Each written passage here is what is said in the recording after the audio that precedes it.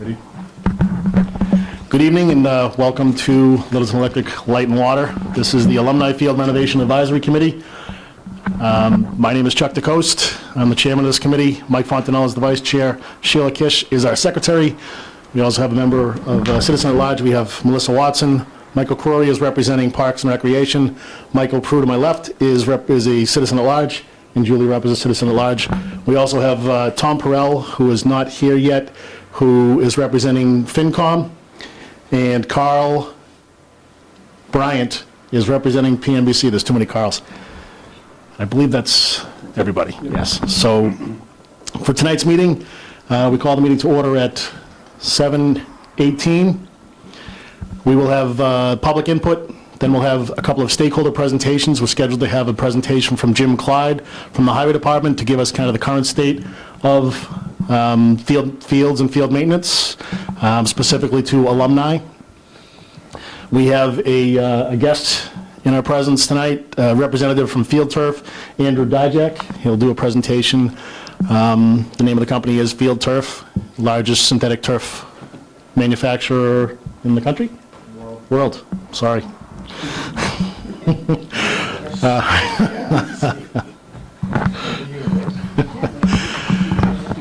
We will then go on and we'll approve our minutes from a couple of past meetings. We'll then go on and schedule our next meeting with discussion around what the agenda should be for the next meeting or next couple of meetings. We will then have another opportunity for public input, and then we will adjourn. So at this point, I will open it up to the public. If anybody has anything, just raise your hand, and when you do get the microphone, hold the microphone from the little leather area to your chin and speak into the microphone. We'll try to get around and make sure that everybody has an opportunity to be heard. We are being recorded tonight so that we can present this on LCTV, so that those that couldn't be here tonight can hear the presentations. 6-second delay? How long do I have? How fast do I have to be? Depends on how much you want me to edit out in post-production. We're not live, that would be good. So, does anybody have any public input before we get into the meat and potatoes of the meeting? Okay, we shall move on. The other thing, we do have a sign-up sheet for anybody that is here tonight. Just please sign in with your name and need address as well. Just your name's fine. Try to write it neatly so that our secretary can will be able to identify who you are. All right, Mr. Clyde is not here right now. He is at the PNBC meeting. He's meeting with them, I think, relative to the fuel station out back, but we do have some other information relative to field maintenance that Julie had garnered. You want to jump in with it right now? Or? Sure. Yeah, we can do that. Oh, right. No, we don't want to do that. Yeah, that's right. I got it. On the water. No legs here. All right. So I guess there's no test if you can hear me or not, right?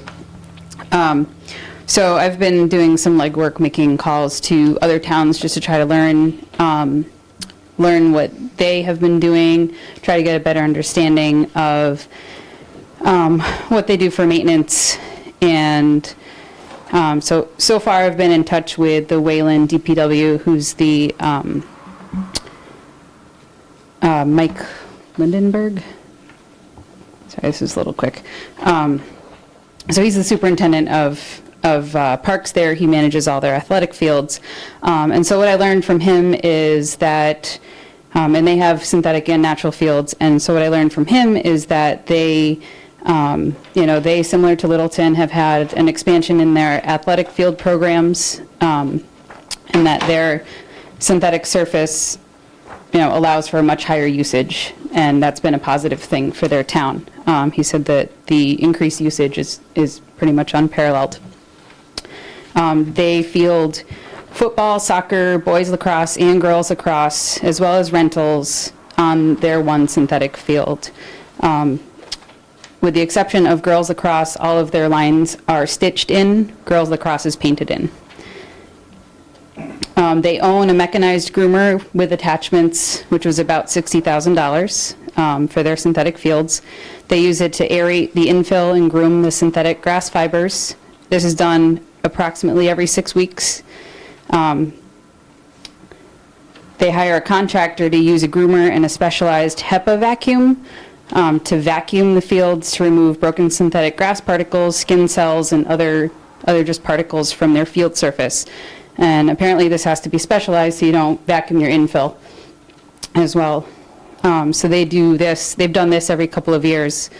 And then after every game, apparently coaches or DPW staff broom the field to distribute, like, kind of spot distribute low spots where the infill has compacted. They priced out an infill replenishment, which they have tire crumb, for the whole field, which is going to be $10,000 to do the entire field to a thickness of between 1/8 and 1/4 inch. They do GMAX twice a year with an outside contractor for $6,000 per year. They haven't had any significant seam repairs. They've only had minor repairs for corners coming up on numbers. And he said those have been covered by the warranty. They do not conduct application of disinfectants or anti-static sprays. The field is 8.5 years old, and they're in the process of coordinating replacement. Mike had said that they might have gotten another year or two out of it, but the synthetic grass in a few spots is matted down in places, and the town wanted to replace the tire crumb, so they're doing it a little early. So it seems like that his estimation of that field was about a 10.5-year lifespan. He said their lighting system is monitored and controlled remotely, and he said they've saved a lot of money by doing this remote monitoring of their lighting. And he had a recommendation for Musco lighting. He said the grass maintenance for each field includes seeding 2 to 3 times a year, fertilizer 3 times a year, and aeration 4 times a year. And his impression, although he didn't have budget numbers, which is similar to what I'm finding elsewhere, is that it's hard to track these numbers specific to fields, but his impression was that they spend as much resources and money and manpower maintaining their synthetic fields as they do on their grass fields. So that's what I learned. Any members have any questions or follow-up to that? At the moment, I appreciate Wayland, Mass. One of the things that I've found, just to kind of follow up on the coaches or the staff walking around after events, is that's something that we can certainly create, policies, processes. Yeah. Where if, like in soccer, for instance, if there's a corner kick, you'll see when someone does a corner kick, sorry, Kirby, you'll see some of the infill kick up. So in the constant wear or repetitive wear in one area is going to cause a dip in one area. So, so there's some opportunities for everybody to kind of kick in, whether it's, like the people that man the snack shack, it's usually the parents of one of the other sports that's going on during that season. We can kind of maybe incorporate some of the other athletes or some of the other parents to help out with things like that. Yeah. So appreciate that input. Yeah, I just thought there was a decent amount to learn from what they do and what they don't do. Sure. And, 10.5 years is, kind of right in the middle of what you might expect. Yeah, I think you kind of nailed it, and hopefully we'll get some more information later on. Can I just give one more thing? As far as the groom was concerned, I think I'd have to ask Jim Clyde this question, but I know that the attachment to go on, if we had our own tractor, 19 horsepower tractor with the hydraulic system, we could buy just the attachments, which would cost somewhere between $10,000 and $12,000. So, but that's all stuff that's going to be, kind of vetted out after the fact. But it's $60,000 for the complete unit. Yeah, That's for what all you the found out? attachments, Okay. the tractor and all the attachments. It wasn't just like a vehicle, just everything. And that HEPA vac was something that they chose to do. No, the HEPA was a contractor. But they chose to hire a contractor to do that. Yep. It wasn't something that the turf company told them that they should do. It was something that because they chose not to do disinfectant. I don't know that they have a lot of direction. The boosters Sorry, I don't know that Wayland had a lot of direction. The boosters gifted them the field. And so I don't know that, maybe some of the stuff up front as far as, the programmatically, I don't know how that was vetted. I didn't ask that question. I could certainly follow up. He's open to more questions and, from anybody really. The only thing that I'd want is to anecdotally say that we use as many resources. I'd like to see the numbers. If we're gonna look at numbers for maintenance of one service, I'd like to see the numbers for the other service as well. Sheila, you had something? Yep. It's on, please. You said that they're replacing it after 8.5 years. What are they replacing it with? I think they're still evaluating it, but it sounds like they're going to go with just one of the other rubber infills. He didn't specify which one, but that's what it sounded like they were going to go with. Okay. Julie, thank you for doing that. Guys, one thing I do want to bring up is a lot of us are doing a lot of legwork on the side, which is awesome, and I appreciate that. I think everybody appreciates the effort that everybody's putting in. It's taken a lot of time, especially we're meeting every week, and we're all trying to educate ourselves and get as much information as possible. I don't want this to sound like I'm being a control freak, but I know that in a couple of instances, we have multiple or a couple of members from the board have reached out to the same resources. So for now, let's use me as a clearinghouse and say, hey, I'm going to contact XYZ company.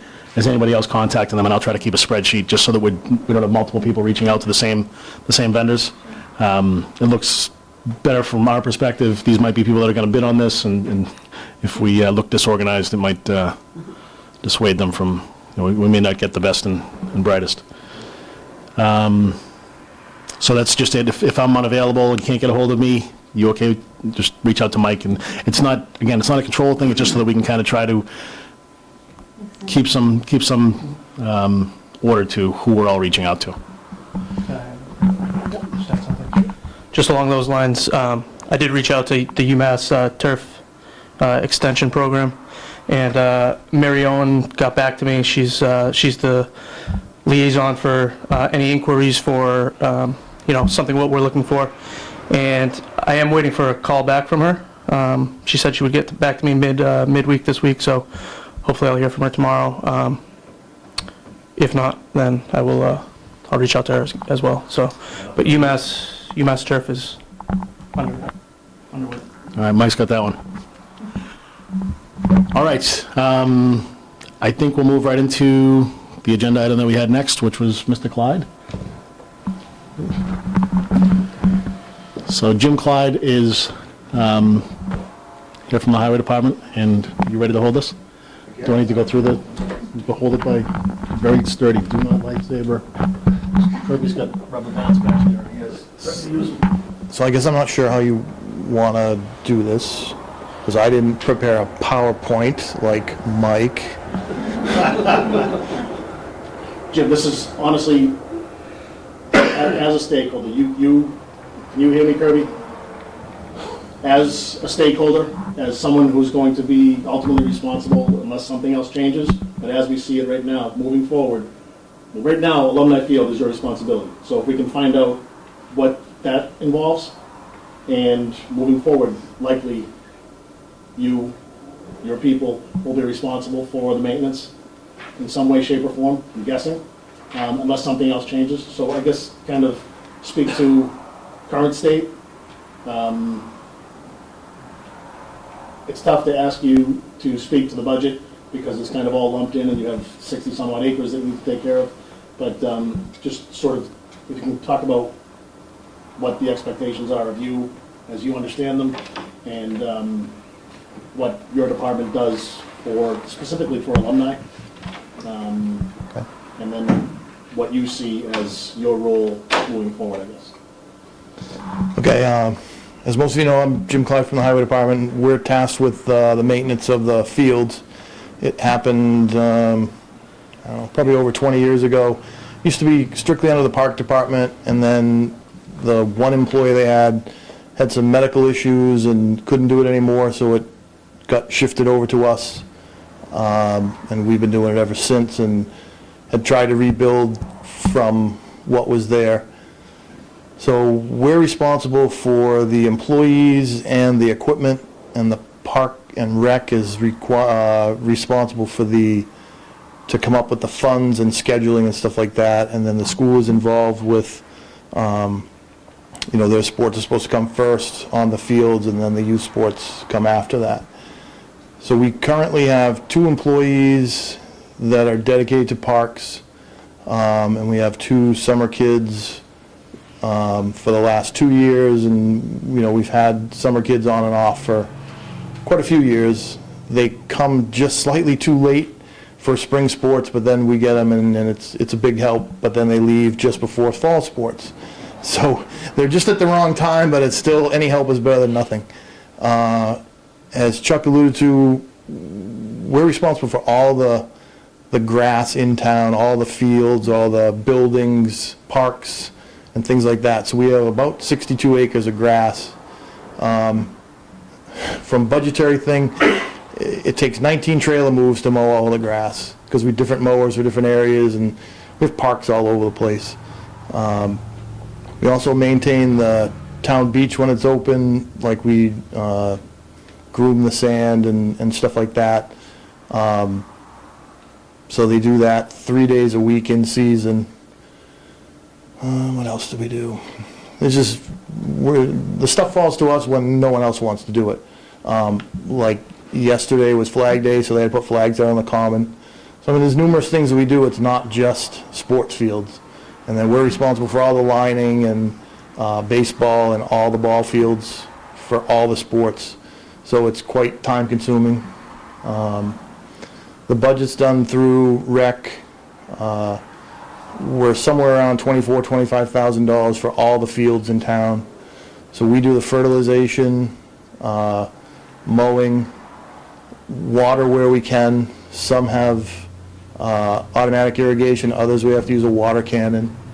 We do aerate in the fall if the weather holds, because we usually don't start till sports are done. This past season, again, everything went late. We were able to slice seed some of the fields. Some of the grass grew, some of it didn't. I don't know. It's it in a nutshell, I guess. Yeah, so I guess if we could try to, slice seeding is just after this slice is made in the ground, and then it's seeded, and you end up, if you see on any of the fields where there's lines of grass, it's been slice seeded. Just try to recoup some of the damaged areas. Is that a decent explanation? Yeah. Fair enough. Relative to alumni, I think you can hear me. Relative to alumni, just to kind of nutshell right into that field, because obviously 2 guys responsible for all the parks in town. $23,000 is for mowing, right? That's just for the supplies. Okay, that's just for supplies. Okay, so it doesn't factor in the manpower No. and mowing and, No. okay. So 2 guys full-time year-round, and we have 4 mowers, 2 trucks, 3 trailers, 2 groomers, tractor. Okay.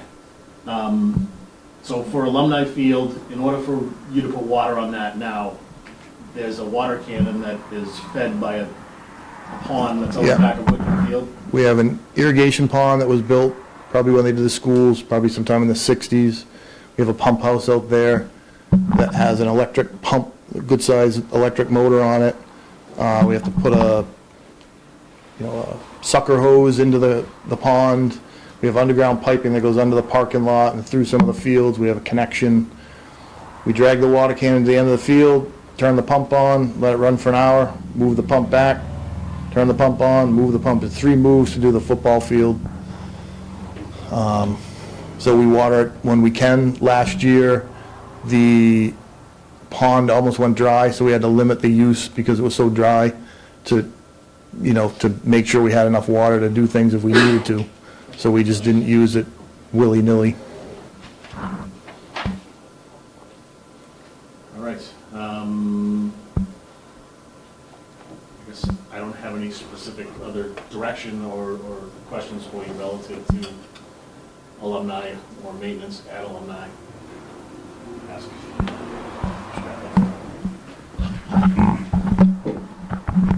try to get all my questions in, try to remember them, and then I wanted to pass the microphone back and forth. So, one question is, what is a typical cutting cycle around town? You start on day 1, and is it day 24 before you get all the way around, or day 13, and then you just start again? And so that's the first question. The second question is, how often do you cut alumni, and do you feel like it takes a little less attention required because we don't use it that much? Compared to some of the other fields that we use more on. Everything tries to get mowed once a week, depending on the weather. If we get rain, it puts us off a little bit. Because we have the summer kids, we can run multiple mowers. Before, we only had the 2 people, and we only had 2 mowers. If we had a breakdown, we kind of got behind. Typically, the grass is slow, and then once it grows, look out, because now it's growing like crazy.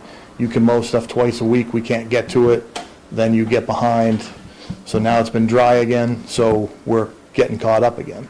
If we get rain or the stuff gets irrigated, now we're doing the next application of fertilizer, so within 2 weeks, we'll be greening up and growing up. How often do you cut alumni? Once a week. Once a week as well? I guess that makes sense. Still need to- Good. No questions? The other way you irrigate, Jim, is with the long tubes. Can you just explain that so everyone understands? how you do it? Yeah, old school on Alumni Field, we have old school farm irrigation with aluminum pipes with, there's probably a sprinkler head, and I don't know, they're probably 30 to 40 feet apart. There's supposed to be 3 rows on the field. There's a specific way they go out, and you can water the whole field at once. It's pretty impressive when it's running, looks pretty cool. But it's, the problem that we run into is because the pipes sit right on the grass, then you have 3 dead lines down the middle of the field. So what you have to do is go down and keep either moving them over or moving them back, or you have to put them up on blocks of wood, then where the blocks of wood sit. So you save a little bit of maintenance by putting it out there, and then it takes a little maintenance once it's out there. So sometimes it's just easier with the cannon.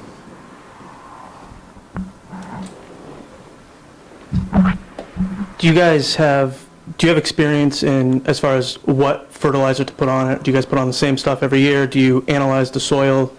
How do you guys handle that as far as knowing what to feed it, weed control, things like that? We take samples from each field, and he takes multiple samples, but they get mixed into one. From Alumni, he'll take, say, 4 or 5 samples, put it into a bag, go to the high school, take 4 or 5 to 10 samples up there. And we currently are using Lesco over in Chelmsford, is where we get our best price for fertilizer. So they send it out to a company that analyzes it, and they tell us what fertilizer to use. We started putting lime out, I think about 3 years ago. And we just, again, started doing the soil samples probably 3 or 4 years ago. We did them a long time ago, stopped for a while, and then started doing them again. And this is the first year we've done pre-emergent for the crabgrass, because it's a little bit of a job because of the school IPM plan. You have to get onto the plan, you got to notify everyone in the school system that you're putting this stuff down.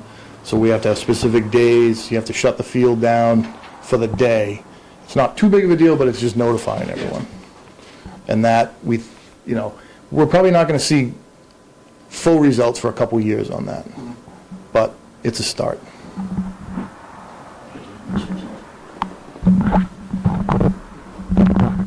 You talked about you have 2 employees full-time, 2 seasonal staff. That's varied a little bit over the years, but that's basically what you have. And you have your $24,000 to $25,000 budget for supplies and materials that you guys expend right out of the highway department.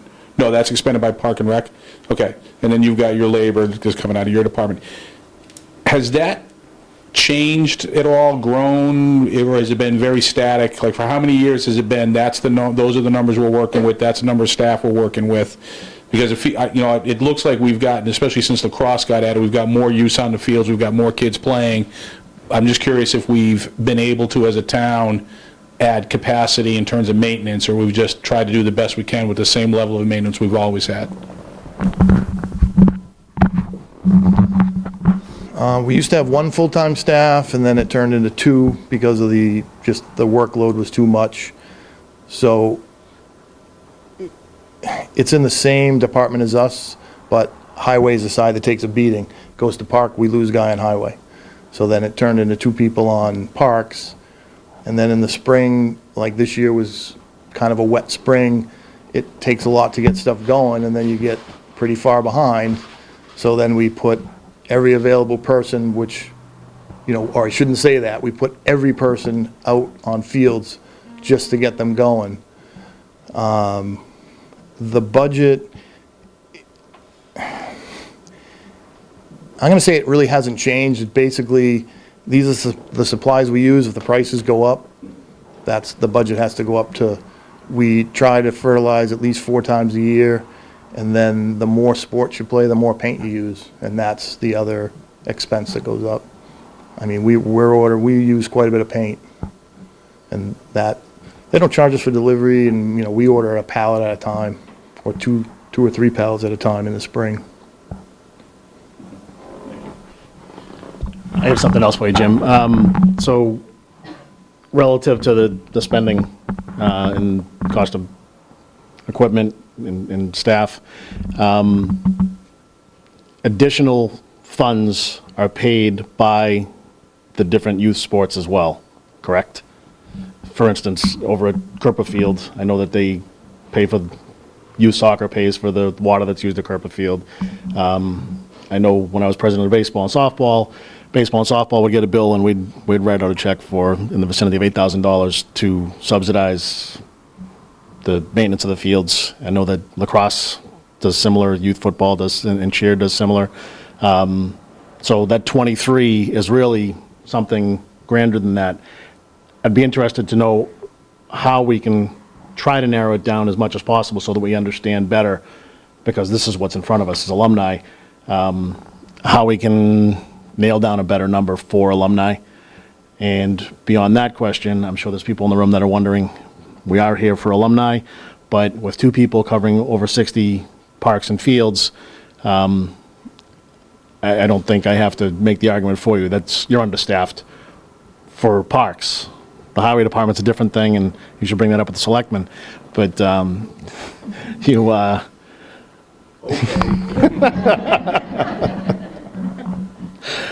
to speak to the budget, because it's kind of all lumped in, and you have 60-some odd acres that you need to take care of. But just sort of, if you can talk about what the expectations are of you as you understand them, and what your department does specifically for alumni, Okay. and then what you see as your role moving forward, I guess. Okay, as most of you know, I'm Jim Clive from the Highway Department. We're tasked with the maintenance of the fields. It happened, I don't know, probably over 20 years ago. Used to be strictly under the Park Department, and then the one employee they had some medical issues and couldn't do it anymore, so it got shifted over to us. And we've been doing it ever since, and had tried to rebuild from what was there.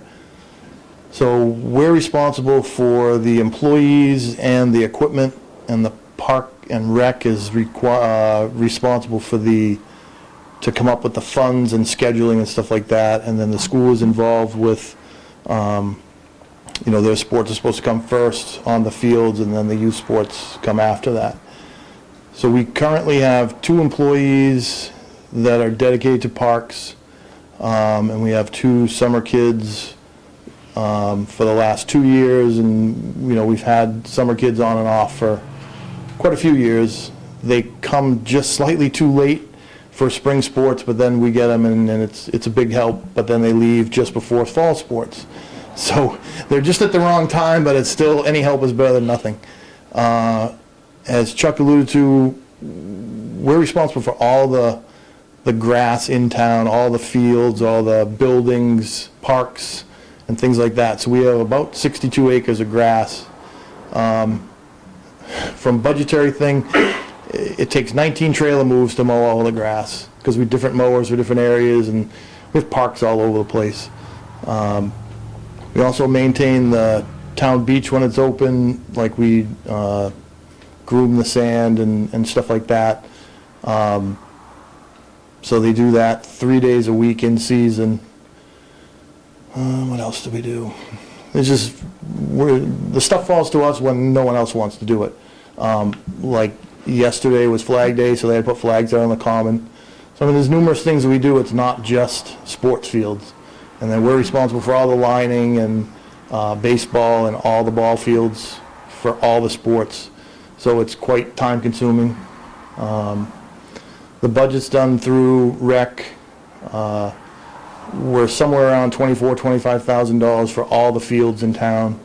So we do the fertilization, mowing, water where we can. Some have automatic irrigation, others we have to use a water cannon.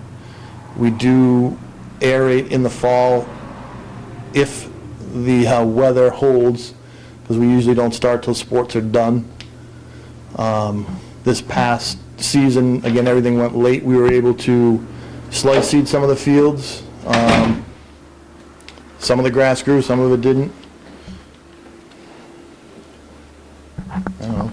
It's it in a nutshell, I guess. Yeah, so I guess if we could try to, so slice seeding is just after there's slices made in the ground and then it's seeded. And you end up, if you see on any of the fields where there's lines of grass, it's been slice seeded. Just try to recoup some of the damaged areas. Is that a decent explanation? Yeah. Fair enough. Relative to alumni, I think you can hear me. Relative to alumni, just to kind of nutshell right into that field, because obviously, two guys responsible for all the parks in town. $23,000 is for mowing, right? That's just for the supplies. Okay, that's just for supplies. Okay, so it doesn't factor in the manpower No. and mowing and. No. Okay, so. Two guys full-time year-round, and we have 4 mowers, 2 trucks, 3 trailers, 2 groomers, tractor. Okay. So for Alumni Field, in order for you to put water on that now, there's a water cannon that is fed by a pond that's on the Yeah. back of Woodland Field. We have an irrigation pond that was built probably when they did the schools, probably sometime in the 60s. We have a pump house out there that has an electric pump, a good-sized electric motor on it. We have to put a sucker hose into the pond. We have underground piping that goes under the parking lot and through some of the fields. We have a connection. We drag the water cannon to the end of the field, turn the pump on, let it run for an hour, move the pump back, turn the pump on, move the pump. It's 3 moves to do the football field. So we water it when we can. Last year, the pond almost went dry, so we had to limit the use because it was so dry to make sure we had enough water to do things if we needed to. So we just didn't use it willy-nilly. All right. I guess I don't have any specific other direction or questions for you relative to alumni or maintenance at alumni. Ask.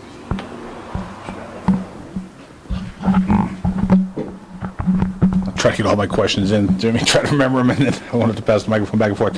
So, one question is, what is a typical cutting cycle around town? You start on day 1, and is it day 24 before you get all the way around, or day 13, and then you just start again? And so that's the first question. The second question is, how often do you cut alumni, and do you feel like it takes a little less attention required because we don't use it that much? Compared to some of the other fields that we use more on. Everything tries to get mowed once a week, depending on the weather. If we get rain, it puts us off a little bit. Because we have the summer kids, we can run multiple mowers. Before, we only had the 2 people, and we only had 2 mowers. If we had a breakdown, we kind of got behind. Typically, the grass is slow, and then once it grows, look out, because now it's growing like crazy. You can mow stuff twice a week, we can't get to it, then you get behind. So now it's been dry again, so we're getting caught up again. If we get rain or the stuff gets irrigated, now we're doing the next application of fertilizer, so within 2 weeks, we'll be greening up and growing up, How often do you cut along there? once a week. Once a week as well? I guess that makes sense. Still need to- Good. No questions? The other way you irrigate, Jim, is with the long tubes. Can you just explain that so everyone understands? how you do it? Yeah, old school on Alumni Field, we have old school farm irrigation with aluminum pipes with, there's probably a sprinkler head, and I don't know, they're probably 30 to 40 feet apart. There's supposed to be 3 rows on the field. There's a specific way they go out, and you can water the whole field at once. It's pretty impressive when it's running, looks pretty cool. But it's, the problem that we run into is because the pipes sit right on the grass, then you have 3 dead lines down the middle of the field. So what you have to do is go down and keep either moving them over or moving them back, or you have to put them up on blocks of wood, then where the blocks of wood sit. So you save a little bit of maintenance by putting it out there, and then it takes a little maintenance once it's out there. So sometimes it's just easier with the cannon.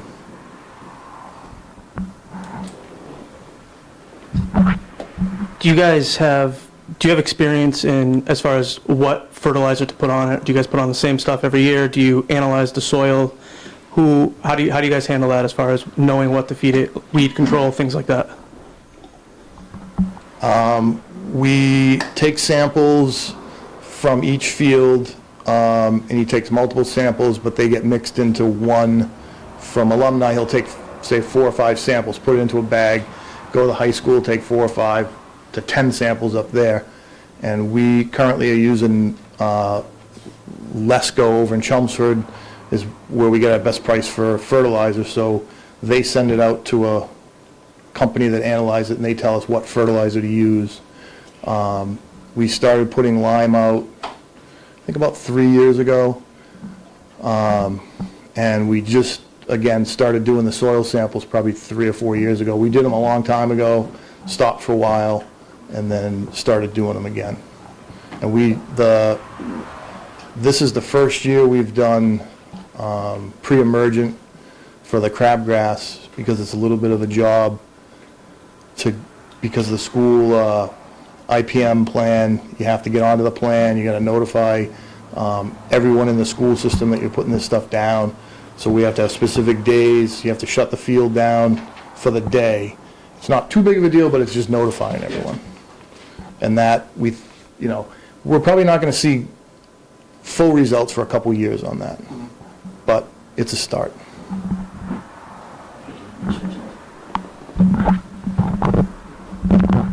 Jimmy, you talked about you have 2 employees full-time, 2 seasonal staff. That's varied a little bit over the years, but that's basically what you have. And you have your $24,000 to $25,000 budget for supplies and materials that you guys expend right out of the highway department.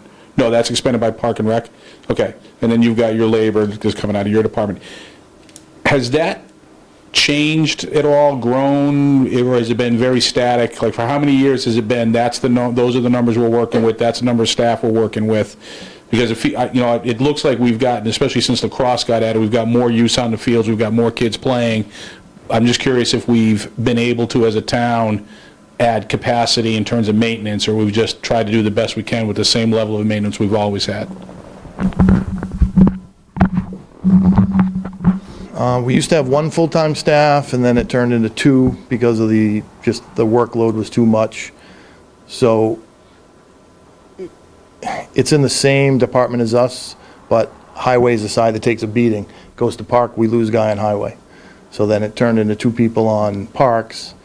And then in the spring, like this year was kind of a wet spring, it takes a lot to get stuff going, and then you get pretty far behind. So then we put every available person, which, or I shouldn't say that, we put every person out on fields just to get them going. The budget, I'm going to say it really hasn't changed. It basically, these are the supplies we use. If the prices go up, the budget has to go up to We try to fertilize at least 4 times a year, and then the more sports you play, the more paint you use, and that's the other expense that goes up. I mean, we use quite a bit of paint, and that, they don't charge us for delivery, and, you know, we order a pallet at a time, or two or three pallets at a time in the spring. I have something else for you, Jim. So relative to the spending and cost of equipment and staff, additional funds are paid by the different youth sports as well, correct? For instance, over at Kerper Field, I know that they pay for, youth soccer pays for the water that's used at Kerper Field. I know when I was president of baseball and softball would get a bill and we'd write out a check for in the vicinity of $8,000 to subsidize the maintenance of the fields. I know that lacrosse does similar, youth football does, and cheer does similar. So that 23 is really something grander than that. I'd be interested to know how we can try to narrow it down as much as possible so that we understand better, because this is what's in front of us as alumni, how we can nail down a better number for alumni. And beyond that question, I'm sure there's people in the room that are wondering, we are here for alumni, but with 2 people covering over 60 parks and fields, I don't think I have to make the argument for you. You're understaffed for parks. The highway department's a different thing, and you should bring that up with the selectmen. But you,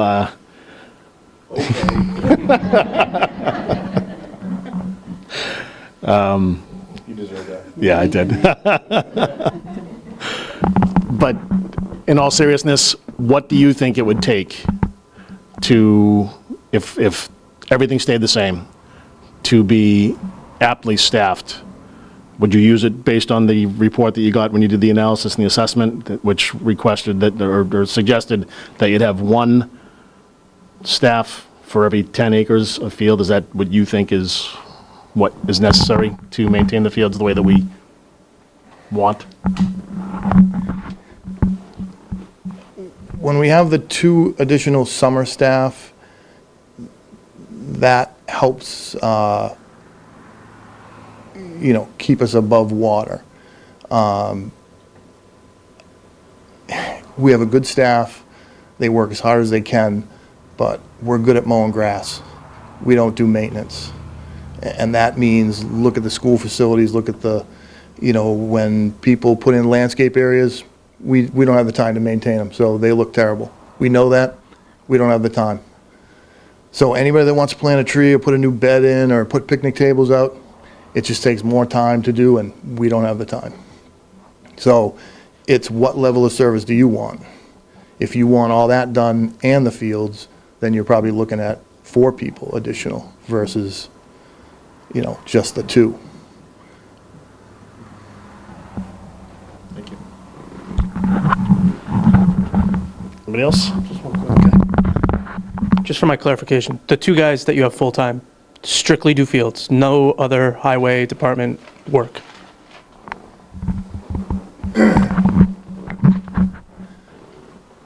Field work starts middle of March through at least Thanksgiving. If the weather's good, we'll try to do slice seeding and stuff after that. They will go around and start trimming the trees in the parks to raise them up for the mowers, cut around the fence lines and things like that. Once the snow comes, we're done. But they plow snow. But again, we supplement them. If somebody's on vacation, a highway guy goes over to keep mowing. So 10 months out of the year, they're on parks. But everybody works for the highway department, Yes, so it's yes. help each other out when you can. Real quick, how long does it take the highway department to initial spray everything, line everything in town? Two-sided question. First time in the spring, you gotta measure, string, so it takes 2 people because it's easier. It's easier with 3 people because 2 people move the string, 1 guy keeps painting. Once they're done, it probably takes 2 days to do it, you know, Once you set it up once? yes, then we spend, How long does it take you to set it up? A week? The whole town? Or the ball field? no, it's more than that. I mean, he starts doing it, you know, he starts finding the corners, and then, like I said, you gotta run a tape measure it, put the string out. You know, then it's just tracing the lines. That's why he does it once a week. Along that same question, again, going back to Alumni, what would you say it would take to stripe Alumni with football field, soccer field, boys lacrosse, girls lacrosse, and field hockey?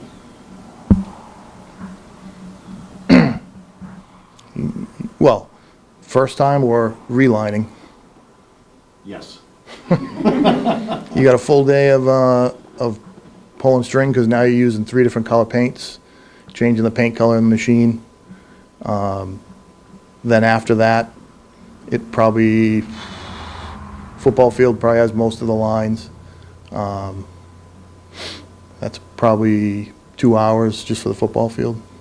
And then the other ones are probably an hour, hour and a half each. Just pulling lines. Because once they're painted, you don't have to pull lines. Yeah. So you're just tracing. So 1 day to pull lines, and then a couple of hours to stripe each sport. On that field. Right. Right. Yeah, exactly. Pretty good? I have comments, not questions Yeah. but I would like to have some comments. And then I'll just, well, all right, we're talking about Alumni now, I'm good. No, go ahead. No, I was gonna say, because we had a lot of complaints about the condition of the fields, and I'm gonna pick on the middle school, small field. It used to be a parking lot, and they turned it into a ball field. The specification was 3/4 inch passing, 3/4 inch stones passing through the screens. That's why you have stones out there. Unless you're gonna strip it and, you know, rescreen it to smaller stones, you're gonna end up with stones forever and ever and ever. And it's rock hard because it was a parking lot. Thank you for that. Jimmy, thank you.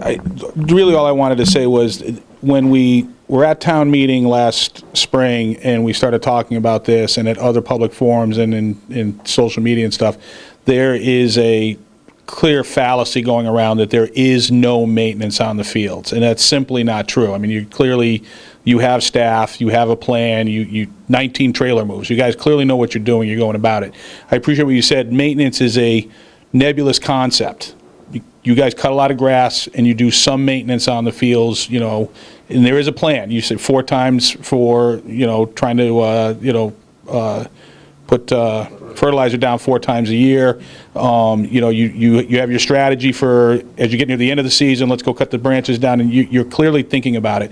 So for people to be running around saying there is no field maintenance needs to stop. It's inaccurate. It's not fair to your department and you guys. Could we do more? Yeah, we could do more. We could also have more teachers and more police and more fire and a bigger highway department beyond the parks department, more staff at the town hall. There's plenty of things we would, as a town, all like to do. It's a question of finance and resources.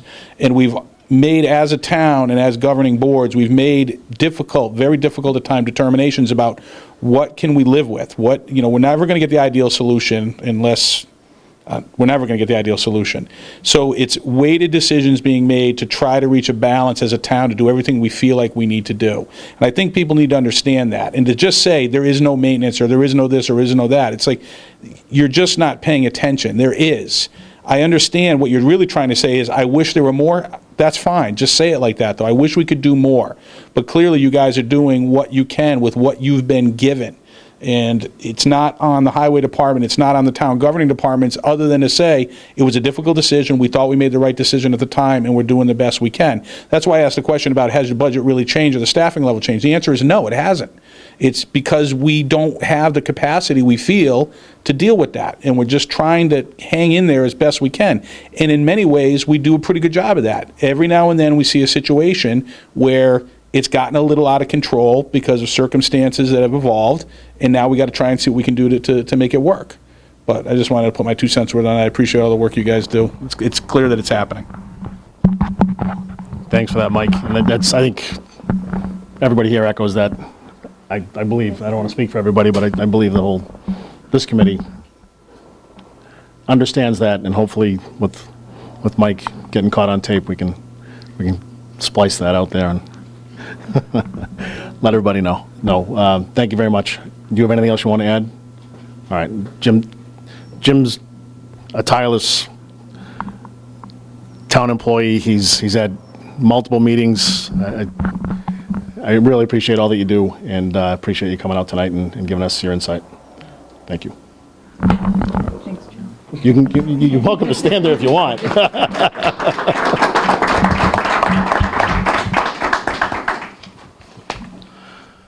All right, we do have another presentation, and we have representative from Field Turf, Andrew Dijak, is going to walk us through some synthetic options.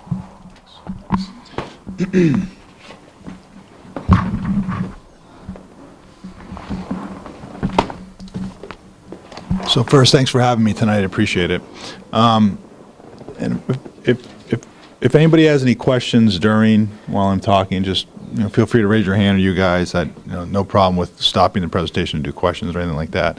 We're just going to do an overview very kind of quickly of the different types of fiber options there are, backing options there are, and then also the different types of alternative infills there are as well.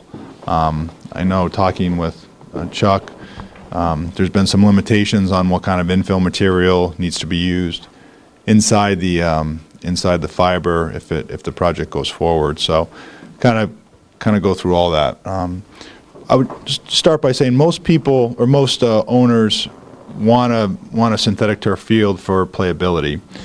They want to either extend their season, have more sports on the field, or play in inclement weather, and that means early in the spring or late in the fall. They also want to make sure that it's safe, so it's a safe playing surface, and then also that that more teams can play on one specific surface. And then ultimately, when you add all that stuff up, compared to the amount of money, not upfront money, obviously it's more money up front, but the amount of money on a yearly basis to keep the field playing safe and extending play, it costs a lot less money. Now the synthetic turf fields are not maintenance free. You still have to do maintenance to them, but the watering, irrigation, seeding, mowing, labor hours, and all that, all those cost items taken into account over time, over an 8 to 12 year period, it comes out much less. So, and it's not even close compared to the yearly maintenance cost, but again, it costs a decent amount of money, obviously, to put it in. So there's two, and you guys can't see it, but you can kind of come up after and kind of look at it, but there's basically two different types of fibers that you can use in a system. One of them is called the slit film fiber, and that's on the box over here, and that plays like Bermuda grass or like a southern grass. Sports that like that are field hockey, lacrosse, and baseball, because there's a really fast ball movement. And then the other one is called a monofilament, and this plays more like a natural northern grass. The folks that really like that are football and soccer. And the reason for that is because the ball roll on a field with a soccer ball, the soccer folks like it rolling very slow or very similar to natural grass. This is kind of what this monofilament is. And then the slit film, the soccer ball skips or kind of goes fast. But for field hockey, lacrosse, and baseball, they really love it. So it kind of depends what you want, who's playing on it.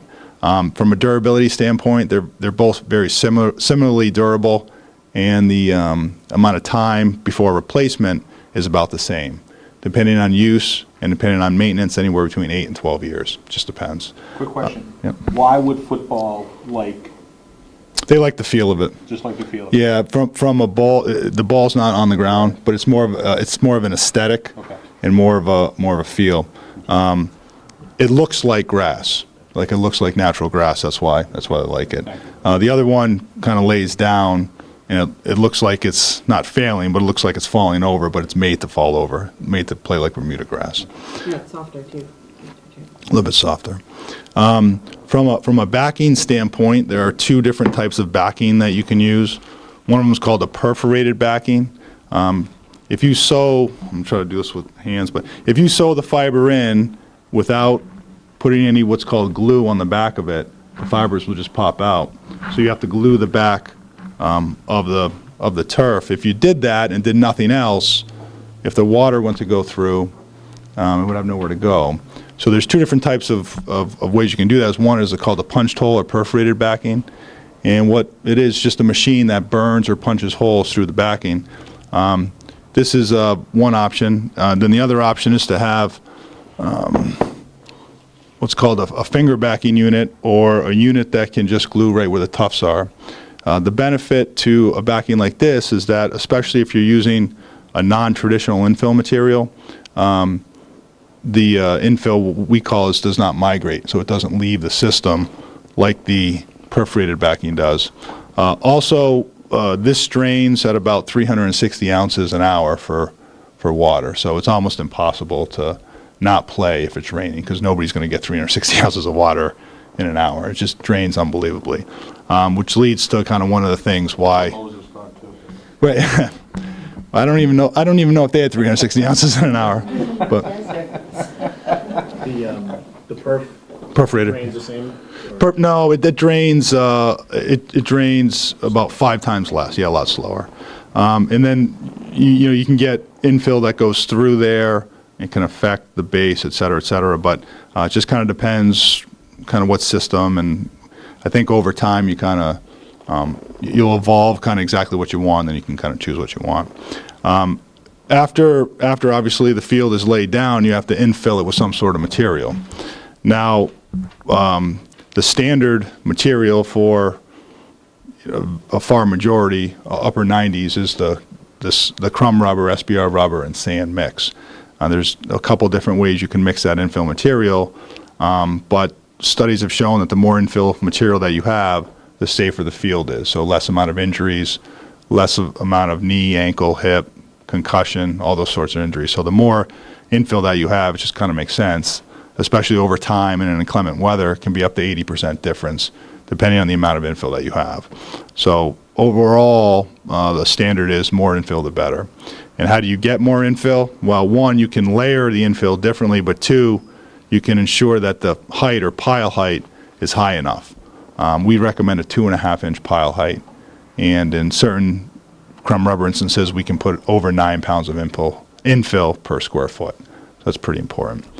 Now, that's kind of, turf, not even 101, probably 10. But one of the main reasons that, we're here, and I don't want to take up too much time, but is the infill, different kinds of infill options. So I'm going to say the standard, I'm not pushing crumb rubber because I know you can't do it, but right. But to use that as a baseline, so if you're using the crumb rubber as a baseline, there are certain things that you can get that are trade-offs between crumb rubber. So you can have organic options, strictly organic, like a fiber-based or a cork-based option.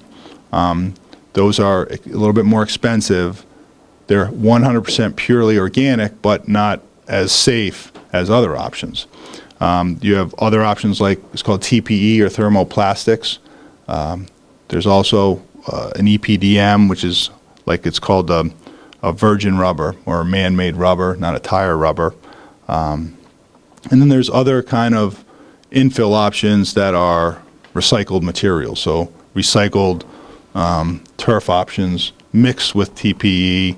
So there's a bunch of different ways. I brought a sheet. It has 9 different options that you can choose from. Everybody's got them. So it lists the positives and negatives of each different types of infill and the correlated costs associated with them. The one big thing is that for all the different types of infill, you can get high-grade materials or very low-grade materials, depending on which infill that you get. So for, say, TPE, for example, there are very high-grade materials that you can get from a couple suppliers, but they're also very low-grade. If you get the low-grade materials, they can melt together. They don't have as much durability. They will break down over time, et cetera, et cetera. So whatever choice you make, you just want to make sure you're getting the highest, even if, alternative infill materials. A majority of the alternative infills, so non-rubber, needs a pad underneath, because especially with the organic options, there's not enough cushioning with those infills, and if you didn't have that, concussions or lower body injuries would increase.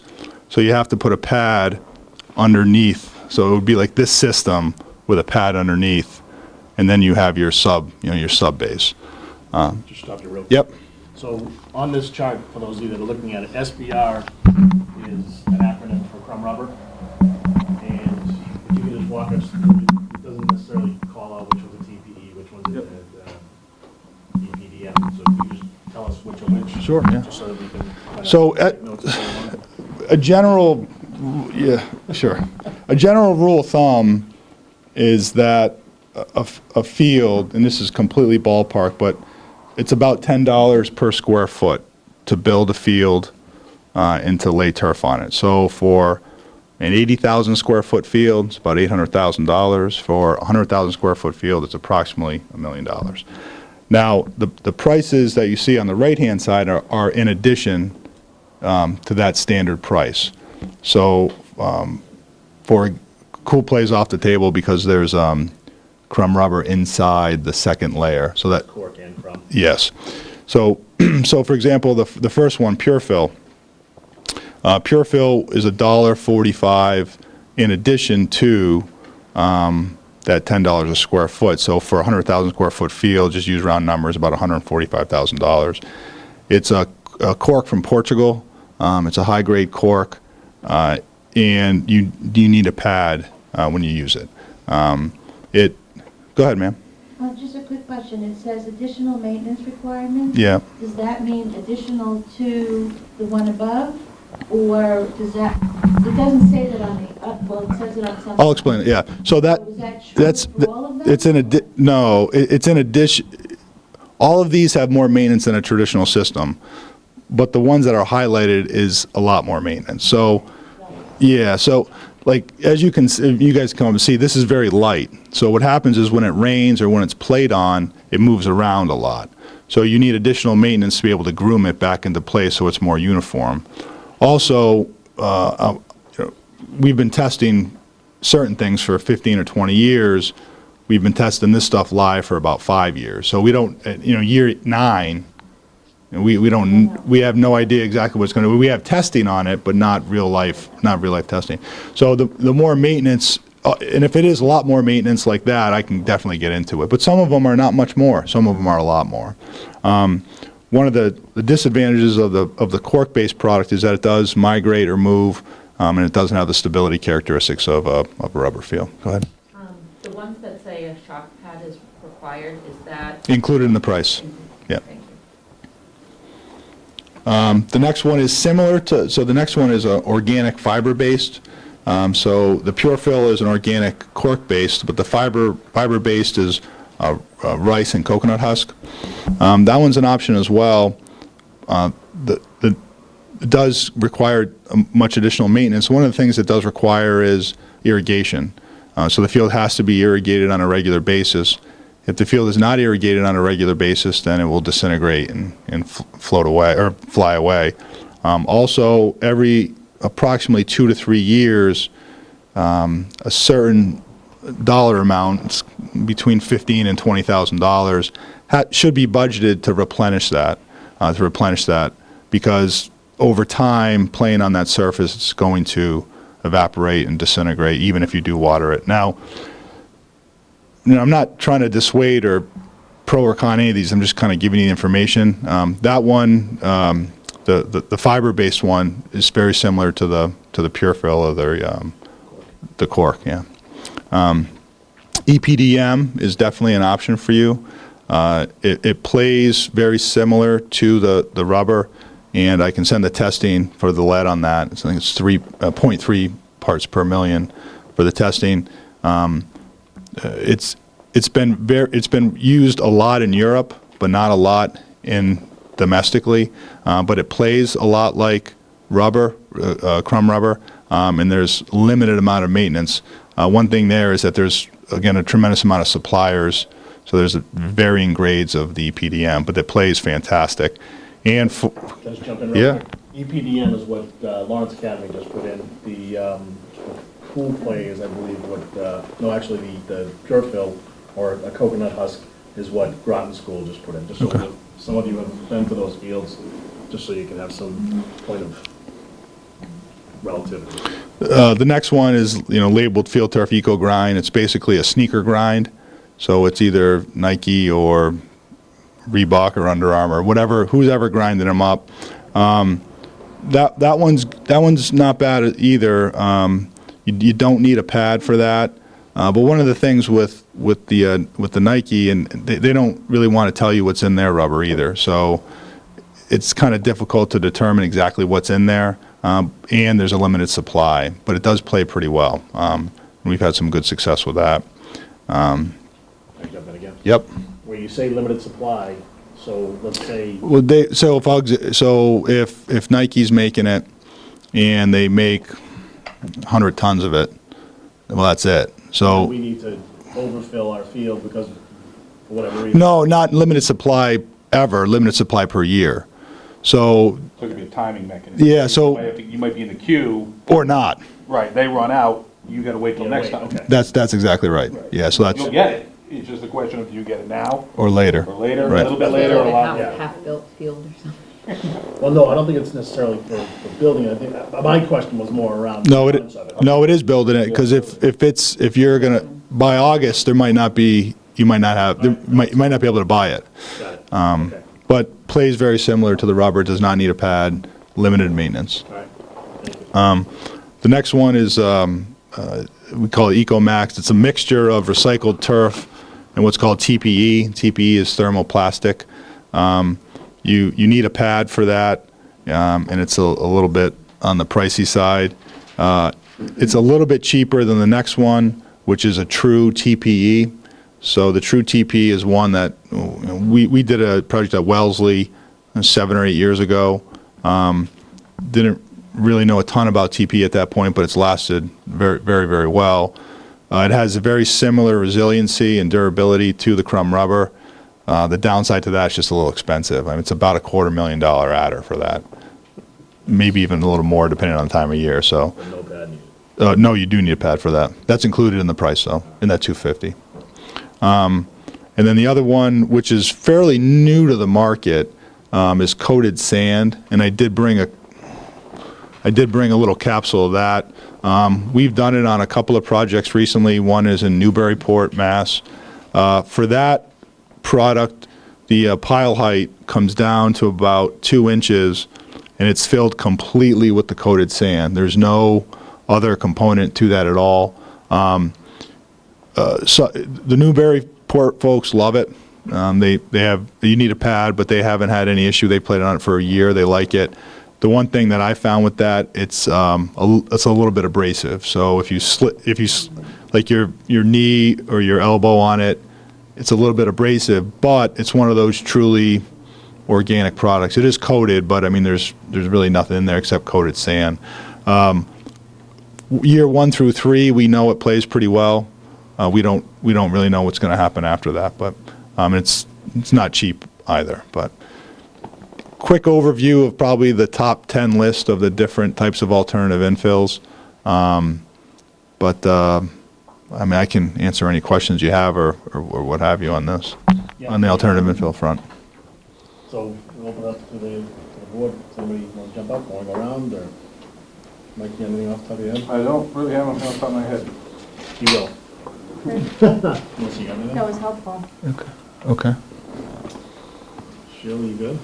Right now. Playability, how many events would you say you could get, let's say, March to November?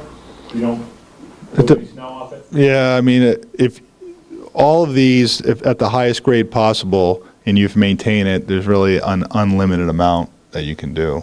I mean, the fiber is not going to deteriorate, and in the high-use areas, I forgot your name, ma'am. Julie. Like Julie mentioned, in high-use areas like lacrosse creases or corner kicks, if those are maintained properly, it doesn't take a lot. But if they're kind of spot added and raked, there's literally an unlimited amount of games or practices you can play on it.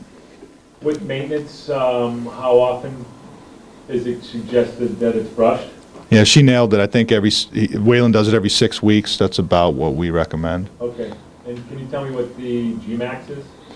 The G-Max on all of them, well, first of all, the high school standard for G-Max is what's 200 or under. The NFL, because they're bigger, faster, stronger athletes, their G-Max is 160, and this is related to basically concussions. It's, you know, the factor of when your head hits the ground. So the lower, the better, up to a point. If it gets, so the 160 range is what the NFL does. If it gets below 100, the field gets a little slow because it's a little mushy. So there's a little bit of a sweet spot there, and there's some settling. All of these, either with a pad or without, should max G-Max anywhere between the 110 and the 145, even after settling. So there shouldn't be a G-Max issue on any of them.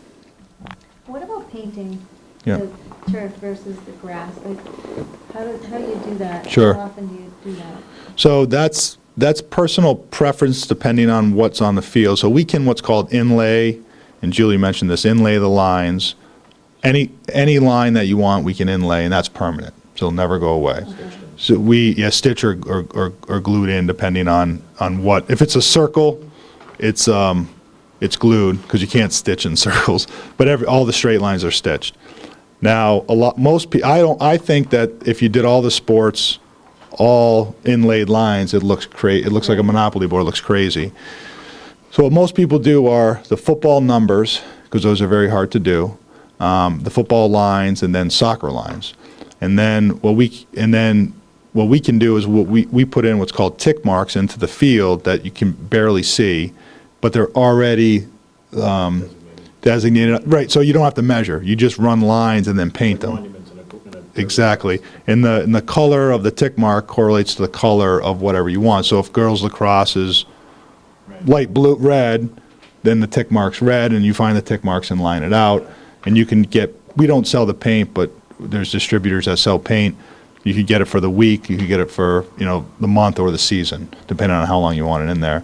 As an example, this is an extreme example, but when we do Gillette Stadium, they put no lines on their field at all.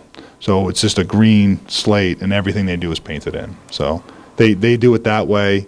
Kind of not feasible for a high school, I don't think, because numbers and getting stencils and all that stuff is a mess. But usually you do 2 to 3 sports and then paint the rest of them. Is there an additional cost to the stitching? So like if I want to stitch 2 sports versus 4 sports, is there an additional cost? It is, but it's not that it's insignificant, but each sport might be $3,000 to $5,000 on $1 million project. Okay. Yeah. And then I just want to make sure I understood correctly. You could put a type of paint down that would last all season long. Yes, you can. Paint it one time, Yep. leave it. How does it come off? Does it Well, it'll wear out? over weather, or you could, in extreme examples, you could pressure wash if you needed it off. But over time and over weather, it'll just, it'll fade away.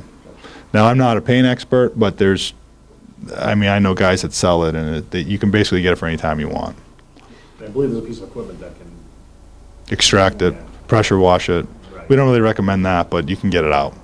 I don't know why you would, unless you wanted it before the next sport started, is what you're saying. Yeah. I'm just curious. Yep. Do you know if the paint, the costs are comparable to the paint that you would use on grass? I assume they're different paints. I think it's more expensive paint. It's much less expensive to get the inlaid lines first over time. Right. By a factor of probably 10. Right. So when you inlay them over a 10-year period, to paint and labor, it's not even close. It's just aesthetic of it. Yeah, no, understood. And you don't want to, the girls lacrosse and boys lacrosse and soccer and football on one field, you don't know you don't know where you're going. So for instance, in August, you paint for field hockey Mm-hmm. and football maybe. You'd do the football hashes, you'd paint the football hashes in, and all other football would be there, and then you do, And in spring, you do lacrosse. Boys- Would that be how you would do it? that's why boys lacrosse and girls lacrosse are usually tick marks. Yeah. Absolutely, yeah. And then there was a push towards, I'm getting into painting now, but there was a push towards doing the boys and girls across the same size field. If that happened, then probably maybe inlay that. That might be a little bit easier. Because they're different right now, I think it's easier to paint. Can you just mention what GMAX is? I mean, we're kind of immersed in this, so sometimes we get caught up in acronyms, just so that, I'm not sure everybody knows what GMAX is. Yeah, GMAX is just, it's a number that correlates to a safe playable surface in relation to head injuries. It was developed by, I think, a couple of doctors, and they just, they took a head and they would, not a real head, but yeah, they would slam it down and they would determine what would cause injury and what would not cause injury. The 200, I think, is a little bit on the high side for high school sports, but I think the NFL has a right with 160, but all these will be under 160, no question about it. And you're talking about athletes that are not, 275-pound guys that run 30 miles an hour. So. It has to do with compaction of the field. Correct. The compaction of the material of the field. It's the hardness of the field, yeah. So if you did nothing to the field over time, no maintenance at all, the field would compact and the Gmax would increase. Or if the infill material was taken out, so like for the fiber-based one, if you didn't water it or maintain it and the fiber left, there'd be more of a Gmax because there'd be less infill material. Do you have any idea, like, what, can you turn that off in the back room by chance? That's not my presentation. I didn't think so. Thank you. Birds and trees, I have no idea. Do you know what a grass field surface plays at? Well, see, that's the kind of the joke is that in the summertime, if the field is 100% properly maintained, it'll Gmax in that same 135 to 145 range. The issue is that how many fields are actually properly maintained. So when there's not a lot of grass on the field, it's going to Gmax a lot higher. We've had Gmax in the fall, Thanksgiving Day games at like 240, 250 on natural grass. Frozen surface. Right. And that doesn't happen on a synthetic turf field. Can I jump in real quick? I mentioned frozen surface. I'm guessing organics, Freeze a lot more, yeah, than a regular one, correct. It absorbs the water and it freezes, yeah. so that obviously would affect the GMAX. Right. Can you just walk us through like a yearly or bi-yearly, if there's things you only do once every couple of years, just the maintenance overall? What you guys recommend, what we need to do to, if we don't maintain it, does it void warranty? I guess actually, just walk me through the Sure. warranty question after. That's Three okay. questions in one. Yeah, no, That's- yeah. So under our warranty, everything's included under the warranty. So if a line comes up or a stitch issue or whatever, it's included. Doesn't really matter if you maintain it or not, which I probably shouldn't say that publicly, but it doesn't matter. Yeah, don't put that in writing. Delete that. But, so every 6 weeks or so, you should groom it. And what that does is that takes the infill material and it levels it out. It also decreases the compaction of the infill material, which leads to a better plane surface. Also, you should sweep the field. You can sweep it kind of whenever you want. If you don't go down too far, you could sweep it every month or so. And what that does is it picks up debris, sunflower seeds, plastic, nail. It's amazing what's on the field. Bobby pins. It's just crazy what's on that field. And then, depending on the play and what kind of equipment that you tend to purchase up front, if you just buy the standard equipment, about every year or once every 2 years, you just do like a deep grooming. And that's something where you would either contract out somebody to do that and do like a deep grooming, like probably once a year to do that. If there's any issue with the field from a GMAX perspective or from other warranty, like field issue perspective, that would fall back on the manufacturer. If we were to contract that deep grooming once a year or once every other year. If you did it, it's like $3,500 for. Or, if you did it twice a year, I think it's like $4,000 for twice a year, something like that, and that's like a deep grooming. I know that some of the maintenance contracts that, from some of the research that I've done, is in the vicinity of $5,000 per year. That's not out of the realm. It depends on what you're doing up front. Some people don't do anything. Literally, they buy. I'll go to a field. They'll have the maintenance equipment that they bought from us for $4,000, and it's sitting in the wrapper. And, you know, so then when they do grooming, it's $5,000 a pop, probably, yeah. It just depends. If you, go ahead. Do we have a GMAX on Alumni? Did we ever do something like that? Now that's a parking lot underneath it? Wrong field. No, that was at middle school. That was at the middle school. Okay. It was compacted soil that they built on top of. I would say in regards to the GMAX that no matter which material you choose, I mean, with all due respect to all the maintenance stuff you do, it's gonna GMAX lower than what you have now. No question about it.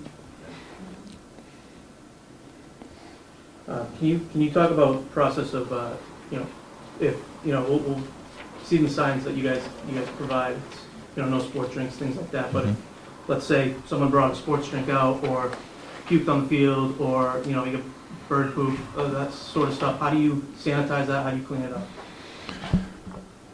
It depends on the kind of the philosophy or the thought of the people maintaining it. It sounds like a wishy-washy answer, but it's not. So rainwater, and when it rains, it's going to clear everything up. The one thing that I'd be nervous about is blood. So if there was blood on there, we do sell a kit that will sanitize that one area. That's what I would worry about, or somebody threw up maybe. But normal sweat, normal water, we don't want Gatorade on there, but if it did happen once in a while, it's not that huge of a deal. And then just the normal rainwater will wash all that through. I mean, the system in actuality, I mean, especially if you choose an organic or even not, I mean, it's a filter. It's basically a big filter. So it's going to filter all that stuff out.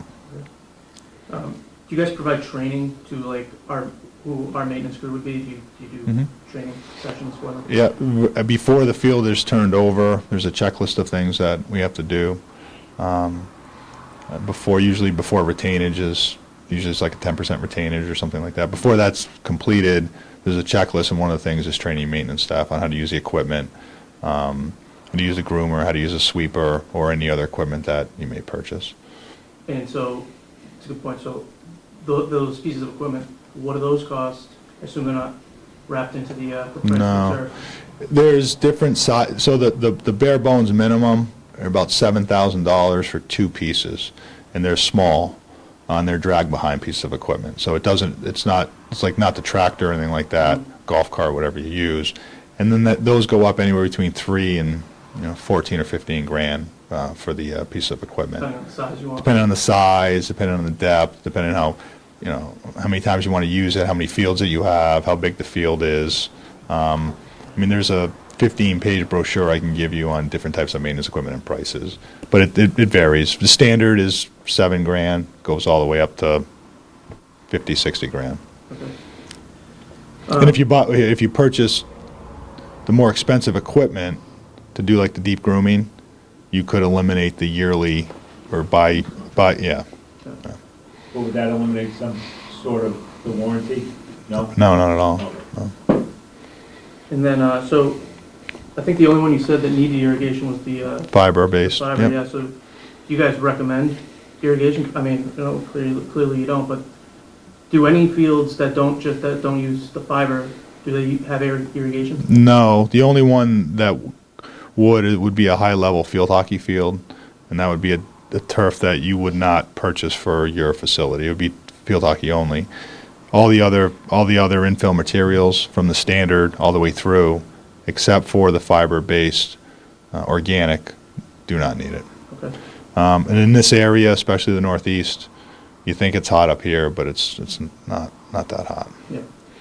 compared to Georgia and the Well, south. it's Yeah. Texas, but, I mean, synthetic fields It can def- definitely get into like, But I one to think the the hundred. thing to keep in mind is. It can, but I don't think You just you. don't use it that day. You live in Littleton, you can live without using the field for, periods of a day that's really a bad day to be out there. We do it already. Yeah. We don't go on our grass fields if it's too damn hot. We just don't do it. It's not the right thing to do.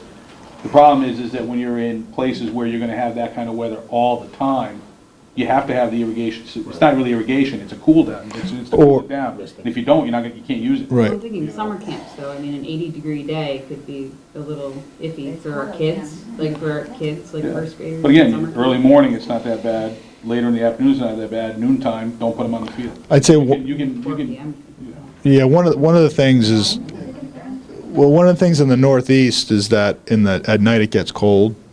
So when it's 95 at midnight, in Florida, it doesn't have a tendency to drop down. It's just the field's 150. That's exactly right. So it's a little bit different up here. They also use a cork-based product, Cool Play or the Pure Fill, to be able to cool the field as well. So it's a cooler. And they could probably use a different pad as well.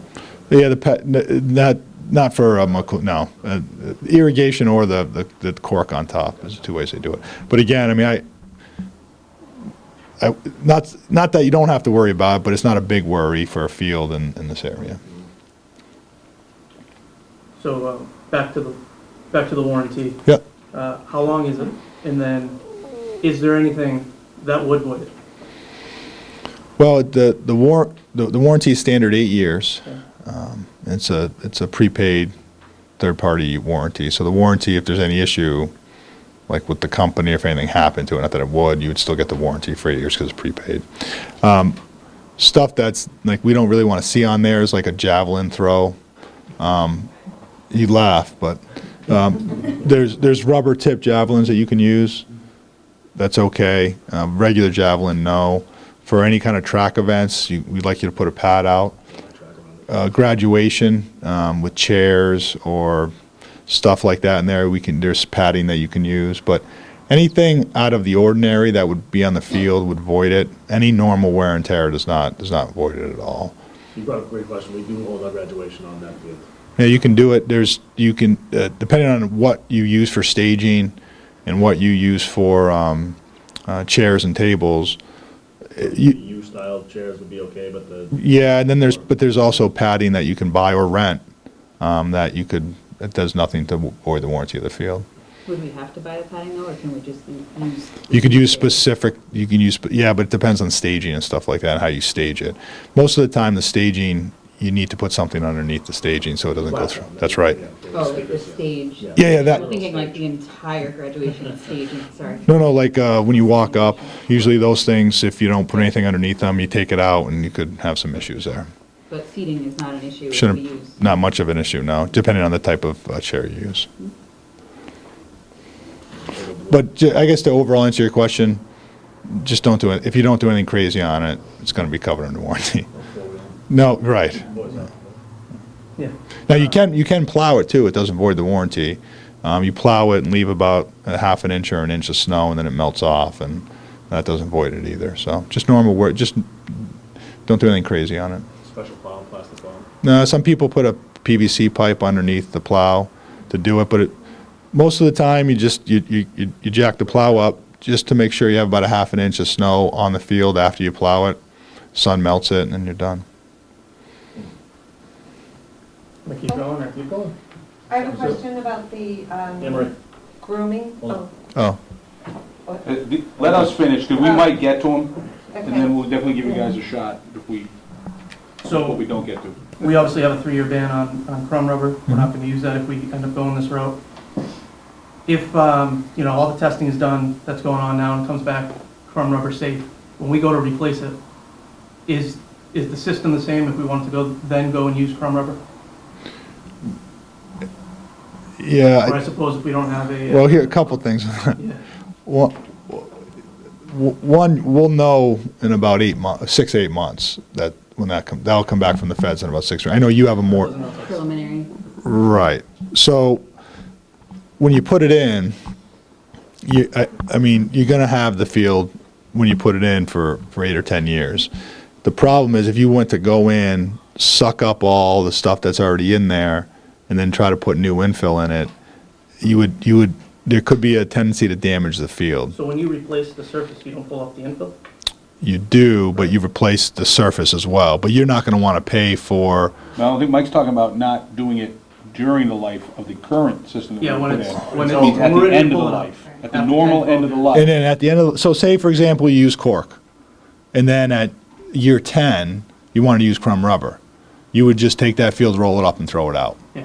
Yeah, and then you would put down new padding and then new infill. Okay, so it is possible to go to crumb rubber Oh. if we use a different. Oh, yeah, because you're not using the carpet. Right. Yeah, all you, in that scenario, Base drainage and stuff. all that stuff, He's trying to get. all that stuff stays the same. You do a, we call it a laser fine grade for planarity, just to make sure the base hasn't moved at all, and then you just lay new carpet over the top of it. Okay. Can you go into replacing the carpet? Disposal fee, removal fee, replacement fee? What are we looking at in 10, 12 years? Well, anywhere between $375 and $600,000. That's a wide range. The whole kit and caboodle. It's a wide range, but there's a $250,000 potential upcharge on what you're choosing now. So we just don't know in 10 years what's going to be out there. 375 would be For crumb rubber. Yeah, maybe a little bit. It depends on what you chose, but I'd say $400,000 to $600,000, somewhere around that range, and that would include everything. I think that's it for me. I'm sure you keep in contact with everyone that you put turf in with. Mhm. Has anyone ever said turf is a mistake?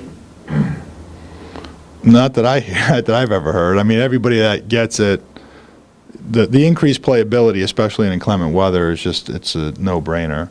And then the ability to have multiple games and to have everybody play on that one surface is huge. So you have a gem of a field in your town, and your JV girls lacrosse team can play on it. You know what I mean? So it's huge. No, I've never heard anybody say I want to pull it up. That's You keep referencing 8 to 10 years. Well, the warranty's for 8. Right. The new fiber should last 10 to 12. The infill, we know 5 to 6 years in real life with the infills that you guys are looking at. So somewhere around 10 years, say. Yeah. But go ahead. What's the question? No, that's just it. I mean, a lot of the research that is out there is anywhere from 8 to 15. I mean, there's fields out there that probably should have replaced them. Well, that depends on weather, and that depends on playability. Like Hudson University in Maine, we did their field 14 years ago, and they just wanted to replace it now. They have the slit film surface. Obviously, northern Maine, they don't play on it a ton. It's a collegiate field, so they don't play with it in the summer. They have camps and stuff, but it's not played like a high school field. So their slit film system that we did less than 14 years. That's probably the That's high end. way, absolutely, yeah, high end. You guys, any other questions? Yeah, I have some questions. Mm-hmm. Do you have any ongoing tech support for a fee? So I know we asked the, maintenance and jump off questions, but a year down the road, hey, we're having some funky issue. Is that a service that you could provide, or are there people you can recommend? Do you have a list of recommended contractors? So we have one of our company benefits is that we call it vertically integrated company. So we build everything that you see here, and then we also have what's called a field care division that does all the maintenance on the field that's local. So our local team is out of New England, and so you had a technical issue, or if you had an issue with your warranty, or if you needed some, how can I groom this thing better, what have you, yeah, there would be a local technical team that does it, and there's no fee for that at all. And then we have a customer service department as well that kind of coordinates everything, and they're out of Montreal.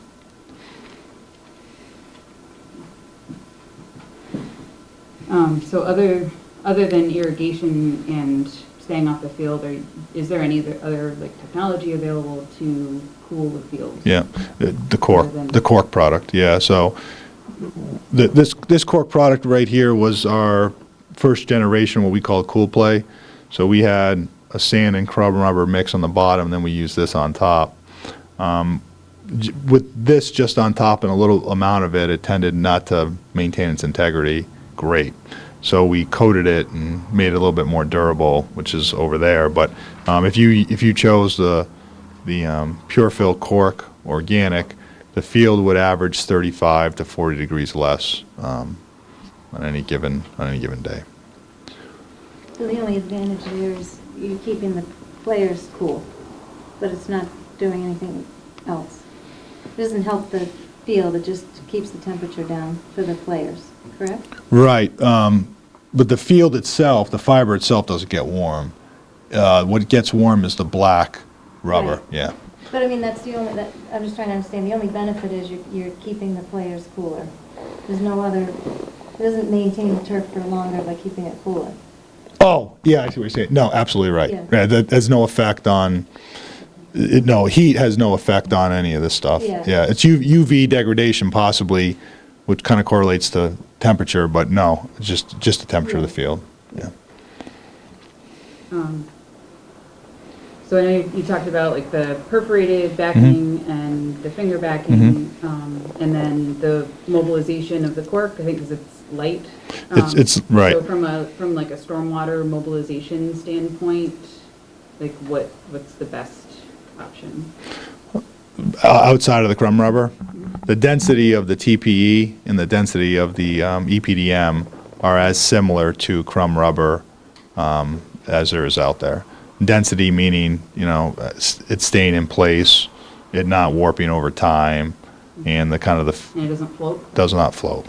That stuff can float. Right, well, yeah, it's cork. It's cork. Wine bottle top. That's exactly right. Yeah. Okay. And then can you just briefly go back to you said the perforated backing, the infill can kind of get in there and clog it? Like, It is that a can. problem? Is that by design? Can It you dep- talk about that? Yeah, I mean,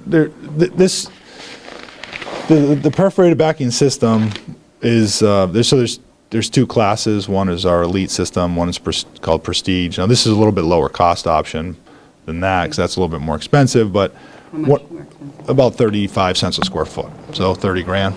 But you get, with the better backing, you also get the better fiber as well. But what happens here is that, I'm not saying it happens all the time, but it does happen eventually, is that these holes will get clogged up.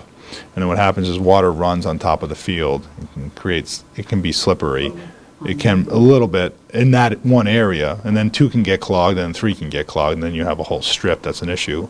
Also, if you're using a non-crumb rubber density product, even though EPDM and TP are very closely related, they do have a tendency to kind of move around.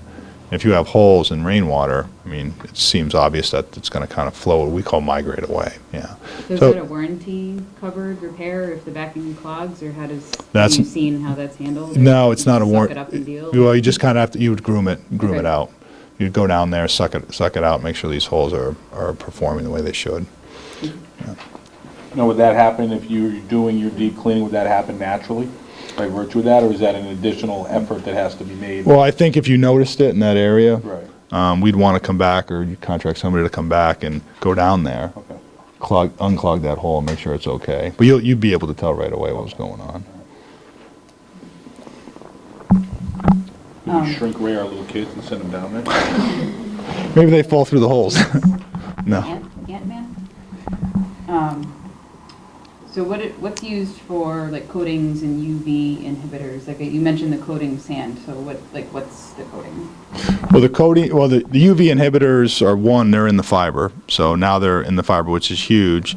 And then from a UV standpoint, the TPE is coated, the EPDM you can get coated, and then the cork you can get coated as well. What's the coating? Yeah, that's where it gets a little tricky. So like you have the cork, it gets coated with the TPE, which makes it a little bit more dense. And so, but here's the thing, from a UV standpoint with the infill, there's not a ton of degradation caused by the UV. The UV degradation's more for the fiber. So before, 8-10 years ago, when we didn't have the strongest UV inhibitors in the fiber, that's when you would see the breakdown of the fiber. Once the fiber goes, nothing holds the infill in, and the infill goes away. So it's not necessarily that the UV is degrading these infills, it's degrading the fiber, and then because of that, the infill can move and kind of move around. So from a UV degradation standpoint, I don't think UV degradation vis-a-vis infill is much of an issue. So I know we I know Mike asked about disposal, like Mhm. where does it go? Do you guys have like a recycling facility that reuses some of the material? You mean to like go to a 10, landfill? in 10 years when you, Yeah, yeah. like what companies dispose of it? Well, you can dispose of it, you can recycle it, or you could resell it. Those are the three different options. When we recycle it into one of our alternative infill products and mix it with the TPE. That's what we do. And then we also recycle it, and we have our own pad that we sell as well called Versatile. We can recycle it and put it into that pad surface. If you sell it, you sell it. There's some liability issues with that, depending on who gets it and how what the fiber actually looks and plays like, and then you can just dispose of it. And that's just done on a commercial basis, just like you would throw anything else out. You get charged per square foot or per pound. Do you know like which like examples of like Waste Management or Enpro or Clean Harbors or like a waste management? Do you know any names of any companies that dispose of it? Yeah, Any idea? I Or can get later? yeah, I can get you all that information. Okay. Yeah, I don't know any off the top of my head, but I can definitely get it for you. I know what it kind of costs, but I don't know where it goes. Yeah. Is it possible to get more than an 8-year warranty? Can you buy like an extra year or two? I would say we could talk about that. Depends on what your procurement method is. Depends on type of infill that you have. I know with our EPDM, we originally 4 or 5 years ago did not really want to warranty it even for 8 years. Now we have complete comfortability warranting over the 8-year period. If it's something like a truly organic, like the cork or the fiber, I think it would be an issue guaranteeing that for 10 years. But I think it was something we talk about. I think I just have one more question. What are like the most common practices you hear about that are like warranty voiding? Like what do people actually do? I mean, I know there's a list of, thou shalt not. Burning But what do people- fireworks on the field, burning the field, it's a warranty no-no. Spilling gasoline, filling up a tractor or something on it, spill gasoline and somehow it catches on fire or something like that. The javelin stuff's for some reason a big deal. It rips the backing. Some kid getting on the field with his four-wheeler or a car and doing donuts on it. That's a kind of a warranty no-no. But anything sports related, nothing's gonna outside of track events, nothing will void the warranty. Yeah, no problem. I just want to go back to the temperature on the field. Mhm. So when you look at the sports that, I'm only looking at high school only at the moment, sports that will be on that in the warmer weather, say field hockey goes mid-August, what is an average temperature of the field in New England at that time? Playing, temperature, say it's 100, it's been a heat wave and it's been 100 or. Well, what would the average? if it's 100, a true 100, which whenever that happens, but it'll be about 145 on the field. On the field. Yeah, so that's hot. So that would be like just a regular, like, call from Mike, we would say, the AD, saying fields aren't playable today, and then that would go on. But the potential would exist to, if Alumni is synthetic, Right. the potential would exist, there's lights there. We could do it after sundown, Oh, yeah. right? Yep. We could do it early in the morning. I mean, we don't trust the Right. weathermen, but But it's high- there will be some workarounds and some scheduling issues for the But it's highly AD. likely that is the New England temperature. Yeah, I mean, I've lived in New England off and on my whole life. I wish it was 100 more often. The actual number of days per year where, like, I wouldn't send my kid on the field or Right. very, very few. And then it would only be that day between 11 a.m. and 4 p.m. or something like that. Yeah, but the question is, if it was 100 out, it would be like 145 on the field, On the field. and that's pretty hot. So if we had a means to spray the field, Mhm. we had garden hoses down there. It would drop it down to the temperature outside until the water evaporated, which could be, well, it depends. I've seen 20 minutes a bunch. So that potential exists. I mean, if it's 100 out, nobody's playing a sport on any field anyway. Yeah, I don't think- Regardless of the surface. As a school committee, if we thought, if we knew that happened, there would be hell to pay, regardless of anything. Right. Just forget about it. I'm just giving a scenario, I want to know. Yeah. To be honest, you know, I've been on synthetic turf in the middle of August, and I've never experienced any shoes melting, anything other than, okay, these kids are pretty hot, let's bring them off and cool them off, but other than that. So And that- I just want to get a feel for, Yeah. like, if people are worried about temperatures on the field rising. Absolutely. The other thing is that's the 145 is temperature on the field. Right. So if you're a 6 foot tall male at 6 feet, it's going to be like, I don't know, 110 or something like that. It's a little bit different. I'm not saying your point's not valid. I'm just saying the propensity of it happening is it's so nominal that it is an issue, but it's something that it's just not a huge issue. Right. Yeah. And you can alter times when you can play. Yeah, absolutely. You can play early in the morning or late at night if it's that, if it's warm. Absolutely. Or at the beginning of the season when the temperatures are higher. Right. Good question. Anybody else on the board? I think there's probably some questions that folks want to ask it. Yeah, just shout it right now. The only thing I ask is that just stand up, state your name, your address, and Keep the address. Andrew, do you mind if I grab that microphone from there? I'll run it back and forth. Bottom, chin, you gotta go. Anne Marie Kraus, 9 Woodland Drive. I had a question about the grooming equipment. You said it was a pull behind, so that means there's no maintenance for the equipment, correct?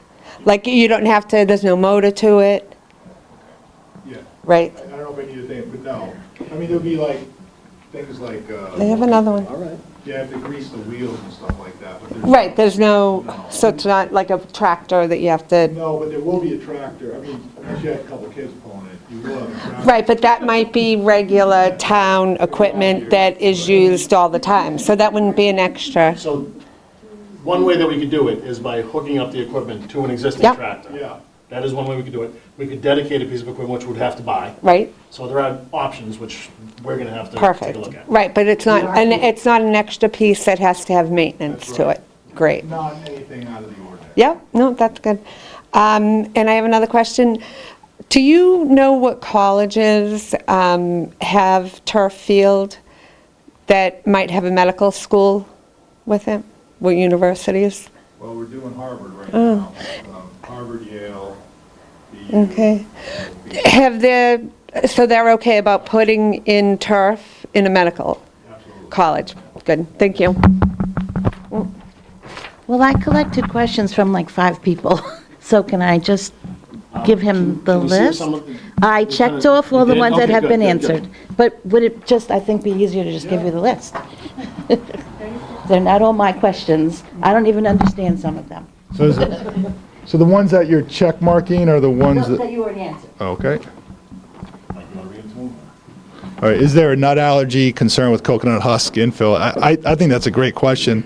I mean, looking at it from a layperson, I would say it could be, but I've heard nothing that there has been. But when I first started, I looked at that, I said, "Well, there could be some kind of issue. It hasn't been at all. Can you have a nut allergy when the thing is not a nut?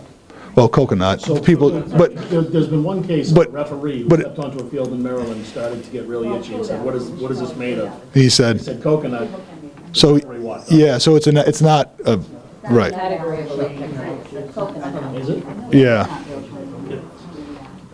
So again, I've never heard of any, that's the first I've heard of it, but, I think okay. the first question was, Oh, I thought that was crossed out. does the life of the infield vary with these various? Absolutely, yeah, absolutely. And that's information that's available? Yeah, I mean, the organics last not as long as non-organic fields, because you have to do a little bit more maintenance and a little more degradation to the field.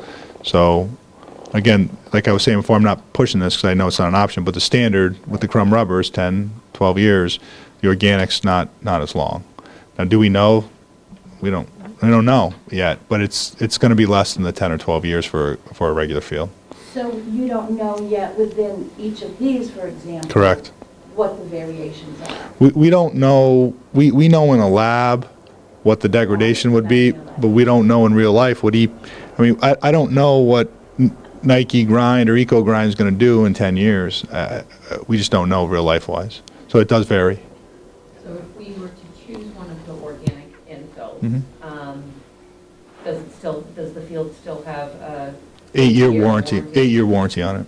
But theoretically, even though the warranty's 8 years, your field should last longer than that. For the for $1 million, you want more than 8, right? Yeah, 8 years of a field. Latex allergies, again, not from the specific fiber. I think somebody said maybe from the different types of infill. I've never heard of that either. Does Nike Grind contain lead?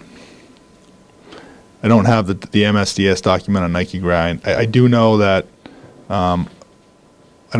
depending on where it's made and produced, not exactly sure exactly what's inside of it. We do have testing on it, but I can definitely get that information for you. I don't know how much lead is in there at all. Lead levels for non-crumb rubber fields. There are, the thing about lead is that if you tested my shirt right now, you would have more lead in it than almost any kind of infill that's up here right now. So the preponderance of lead just in a normal situation is more than anything that's there. So when lead's tested, especially for infill material, it's not done what's called quote unquote in a vacuum. It's done, in a laboratory, but it's not 100% sterile. When that's tested, there could be lead on my fingers and hands or whatever, and that's where the lead's coming from. But all of the information all of the alternatives that are being proposed are taken into consideration. What's a 0.5? 50 parts per million. 50 parts per million of lead. regulations, so you guys should really. Of lead, yeah. Yeah, it's not an issue at all, but the question was about lead levels for non-crumb rubber fields. Be very similar to the crumb rubber fields. There's a little bit more lead in the crumb rubber fields, but from how can I say this? If you went out and tested Alumni Field now, compared to a crumb rubber field, I can't guarantee it, but it's going to be probably pretty similar. Why is that? Because there's lead everywhere.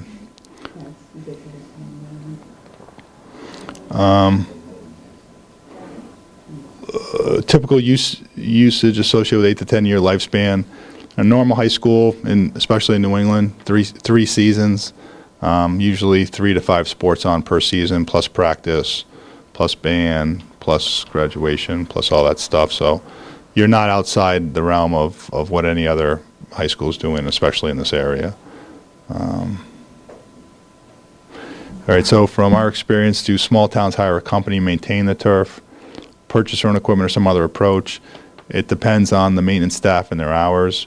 The hybrid approach, where you buy a reasonably costed piece of maintenance equipment, and then once every couple of years, hire a third-party company to come in and do a deep grooming. I think that would probably be, yeah. Is there a chemical residue in the runoff after cleaning or rain? This is kind of interesting. So the Department of Public Health in New York, CDM, Camp Dresser McGee out of Boston, and also Malone and McBroom out of Connecticut did testing of the water, the effluent charge from the fields, and it was cleaner than the water going in most instances. And the reason for that is because the field acts like a filter. The field acts like a filter. So there was no issue at all. There has been tests on infill where they would take infill in a test tube and then kind of try to degrade that with acid or some other. They were talking about if you ingested it, like your gastric acid or different types of acid, had it in there for an undetermined amount of time, then tested what was in there. There was some higher concentrations in that charge, but that's not real life. I mean, there's no acid in the field. So the the testing of the water outside is completely safe, and any kind of wildlife or wetland area it goes into will not be an issue. And I can get the 3 tests I have on that as well. Is there zinc data? Because I know zinc toxicity is the big one for aquatic life for stormwater. The biggest one was it was called ambient rubber, coated rubber. Common name is called cushion fall. That test was done at Yale, and that was with the acid test. And there was higher concentration of that. But that's not up here as one of the infill materials. And the way that test was done, it's just not a real life example of what's going on in the field. But I'm aware of that one. GMAX testing, NFL test before each game. I guess it's a question. NFL test before each game, I didn't know that, but they may. What does Field Turf recommend for frequency, if not before each game? For most of the fields now, you can get included in kind of like the package for maintenance, you can get GMAX testing once a year. And I think that once a year is adequate. Not borderline overkill. Once every 2 years, you'd probably still be okay. But if you did a GMAX testing once a year, say in the spring, I think that'd be adequate. And they range from anywhere between $700 to $1,500, depending on who does the test and what you're looking for, how many spots, et cetera. Just one thought about the NFL. They're testing for 2 reasons. One is to try to keep the athletes safer. The second reason is for public perception, because they have a perception issue. Well, also they're paying these guys millions of dollars and protecting their investments. I will say that the GMAX over a season's time, if maintained, should be the same. After the initial kind of compaction of the field, if it's properly maintained, if you did it in August, if you did it the next August, it should be pretty much the same. Field Turf quotes $5,100 annually for this testing for 6 fields. It's about 785 a field, which is what you just pretty much said. And look at me. No. Where'd you get that $5,100 number? From Somebody. 785. That's probably, yeah, that's pretty accurate. And that's done annually for 6 fields at fields that we maintain. Yeah. So you can roll GMAX and maintenance all into kind of one thing. That's where it is right there. Yeah. I reached out to Zavarian Brothers High School, who has a field, and they outsource it, and they spend $5,000 a year. How many fields? 3. They spend $5,000 on the stadium field.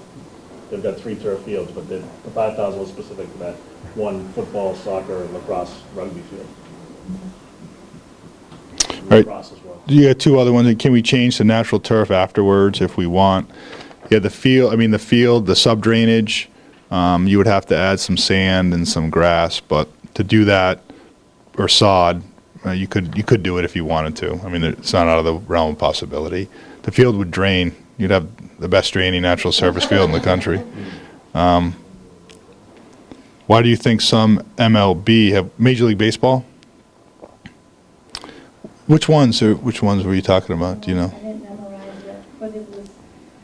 What's the question? Major League Baseball. Some of them that had artificial turf went back to natural. Yeah, I think from a collegiate standpoint, especially in areas of the country that have trouble growing grass, I think it's the best option. If you're a professional team, like say Fenway, they have lots of guys that make a lot of money. That's all they have to do, and the field looks fantastic. I know from the fields I played on in college, from natural to turf, the turf fields always played so much better just because it's more uniform. I don't know what MLB teams went back, but The Twins. they They did. used to play in that ridiculous. Oh, the dome. They changed the stadium. Yeah, but they changed. Target built a field, and Target wanted an outdoor. Yeah, that's a little bit. They paid Yeah, for it. right. And that was probably an old AstroTurf carpet field. Yeah. I think I got them all right, I ma'am. think you did. Yes. Just for clarification, you guys sent me this data a while ago. Yeah. Nike grind is 1.94 parts per million on blood. Okay. Also, one of the things I read regarding field replacement was that after 20 years, the drainage structure, like you have to basically address or replace the drainage structure because the grass warranty won't exist if you don't replace that. Like, can you talk about the, like 20 years out, is that accurate? Is it not accurate? Like what? Well, we're the longest single existing company. We've been in it for 15 years. So the field, I don't know. We're getting to that 20-year point very soon, so we'll know. I know that every time we do a replacement now, we test to make sure the porosity of the field. And if that tests correctly, then we have no issue putting new turf on the field. I don't know from like a deterioration standpoint of the piping or clogging of the piping. Just by thinking about it, I don't think it'll be that huge of an issue even after 20 years, but it's an interesting question. I'm going to say no, it's not going to be an issue, but we'll know within about 4 or 5 years because we'll be doing our second replacements on fields pretty shortly. So like the replacements you've done thus far, then it sounds Never. like it's not common Never. there's a drain. I mean, unless the initial drainage was completely Sure. boondoggled, correct, right. Yeah. Then we go in and fix the drainage. Anybody else, any questions? Sarah? Sarah Reinbacher, Hartwell. You talked about if the temperature is 100, but, and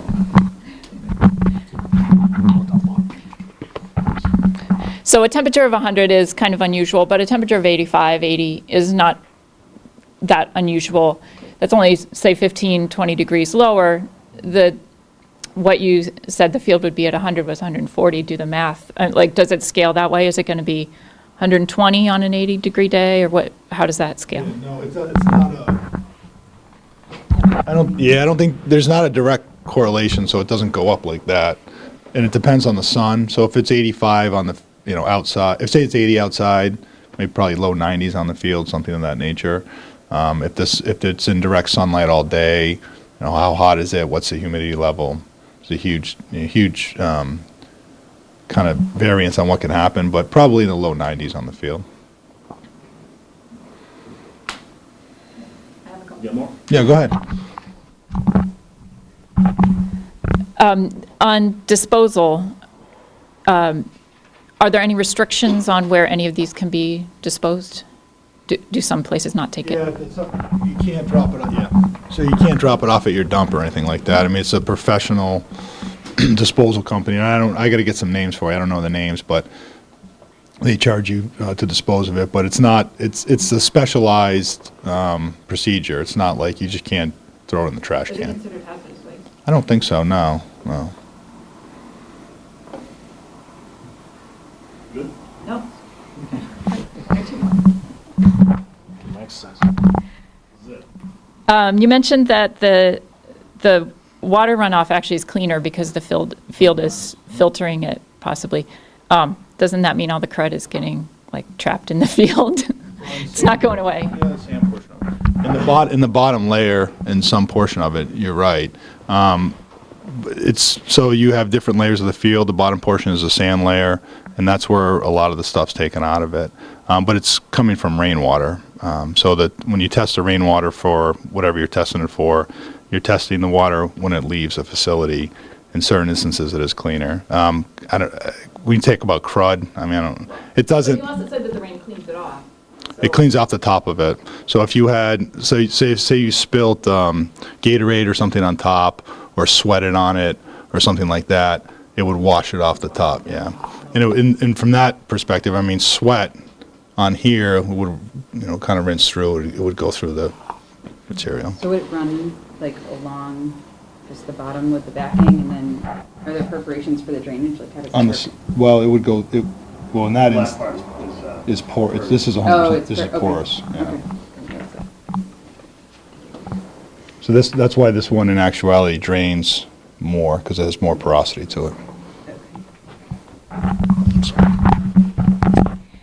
For maintenance, the sweeping and what was the fluffing? Whatever. Fluffing. Is that just the time it takes? Is that comparable to just mowing it, or does that take a couple of days? Or It's a little bit faster. So you can go a little bit faster with the grooming equipment, so a normal field takes about an hour and a half to do. And that's with the grooming, then maybe another hour to sweep it, so 2.5 hours all in. But that's once a month Once every 6 weeks or so, depending on play. versus mowing once a week. Right, and How long does it take you to mow it now, Jim? Per week? All the grasses. but other things, does it, if you do have to sanitize it, like, are there any other reasons why a field would be closed? Closed? Well, like, I mean, not usable for a period of time. Oh, you mean like hours? Oh, so that would take a couple hours to do. I mean, say some kid bled out in the field or something like that. Good example. We play hard, you know, sit down. Not because of the No, but you. The sand? No, you'd have to sanitize that area and make sure it's there's nothing there. But other than that, if there was a warranty issue or if a number came up on the field, that takes like 15 minutes to fix once the guys come in. So there shouldn't. I kind of know what you're asking here. Is there anything that on a weekly basis or a monthly basis is going to shut the field down for a half a day or something like that? No, absolutely not. All right, I only have one more. Yeah, go ahead. You want to talk louder? Make me move again. No, just wondering, somebody brought up, does anyone ever turn a artificial field back to grass? Actually, a coworker just told me today that Northborough, Southborough is doing that. I just wondered if you knew anything about that. I don't. Yeah, I didn't know about that. Not sure why they did that. I probably. It's end of life, I know, and what he told me was they didn't like doing the maintenance. So that's On the totally field, yeah, I don't have any data on that. I don't know. I know some folks over there. I could probably talk to them and find out why. My guess is that their field usage didn't equate to the cost or the maintenance that was associated with it. That would be my guess, but I don't know.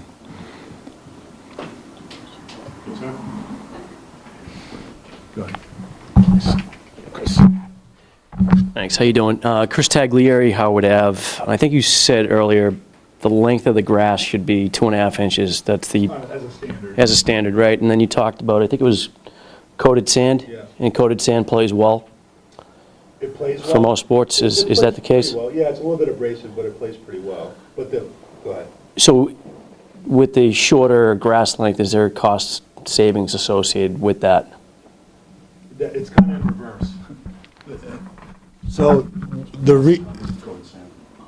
one of the ways, let's see, what's it costing at $230? So one of the ways to get that price down to $230 a square foot is to decrease the size of the pile. If you left the pile at 2.5 inches, that number would go up by another $100,000 or $150,000. So it's a cost issue as well. So what we found is if you put a pad down 1 3/4 to 2 inches with the coated sand, it's cost effective and it's also playable and safe. Not ideal, but So the savings is basically built into the cost of square footage? if you did a 2.5, if you can, I mean, that's not out of the ordinary, but from our we talked to, people aren't going to pay $375,000, $400,000 adder for coated sand. So there's a happy medium between safety, the durability, the playability, and then cost. Because ultimately, if we offer something, put all this research into it, somebody has to buy it. And if we're at plus $450,000 for coated sand, nobody's going to buy it. So that's yeah.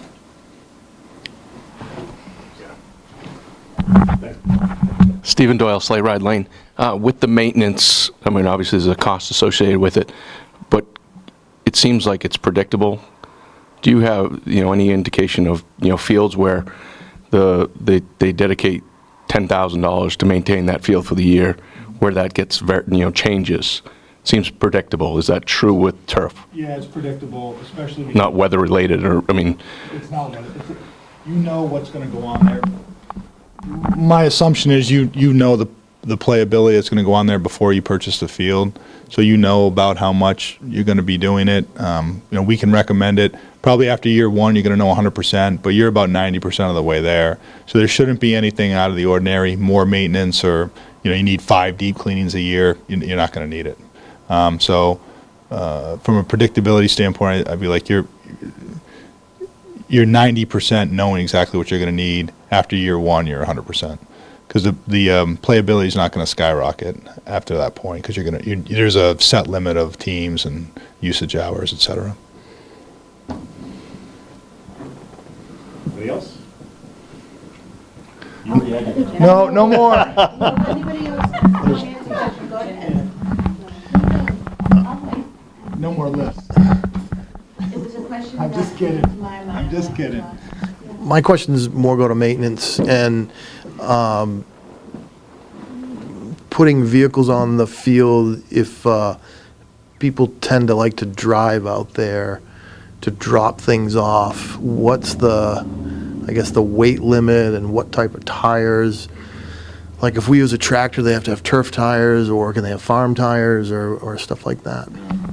I think that's a good question. I don't have a exact weight limit, but golf cart, a standard tractor, standard John Deere, you can drive on the field. Is there going to be a track around the field? No track. So you don't have to worry about the track. Definitely not like a dump truck or anything like that. I can't give you like an exact poundage, but any standard piece of maintenance equipment, you should have no issue at all. Yeah, that's what I was. Ambulance. Yeah. At that point, though, you could get the stretcher pretty quick. I don't want to say if you put it on there, it would not be an issue, but I'll have to find out how much an ambulance weighs, factor it into the field, and I'll definitely see. People have to do that. There's no Drive way. around. Yeah, they have to put ambulances on there, so I'm sure that's pretty standard. I've seen them park on the track, and I've seen them, yeah.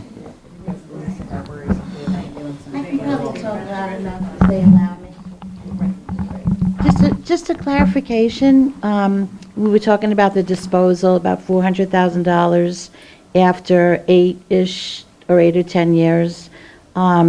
Is that just for the infill, or we have to start over and do the whole thing all over again after we pay $400,000 to get rid of it? It's not a disposal fee. So could you elaborate on that a little bit? So, I think we're looking long-term. yeah. Not just the next 10 years. So there's a cost associated with the labor to take the field up. Depending on what infill you use, you could reuse the infill. So you take the labor, take it up, labor to dispose it, purchasing new materials, and then installing those new materials. That's the $400,000 to $600,000. And so it's a turnkey operation. Includes the disposal. Yeah, it's not. If it was $400,000 disposal, I'd be in the disposal business. I mean, the Wrong last name. That's right.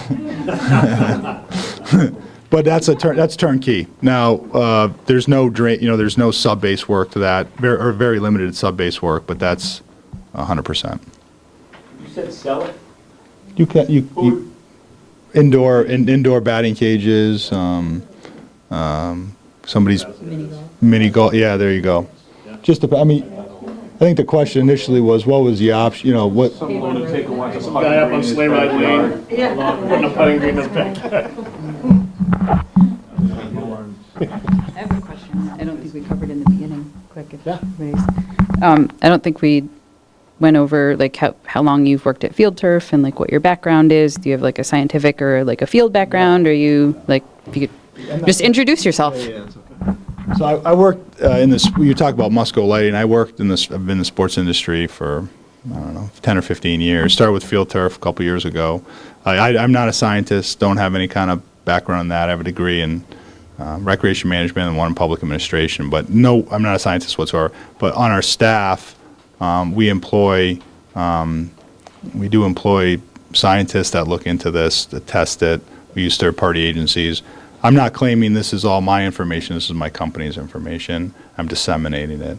I wouldn't say I'm an expert toxicologist or I don't have any kind of medical degrees or anything like that.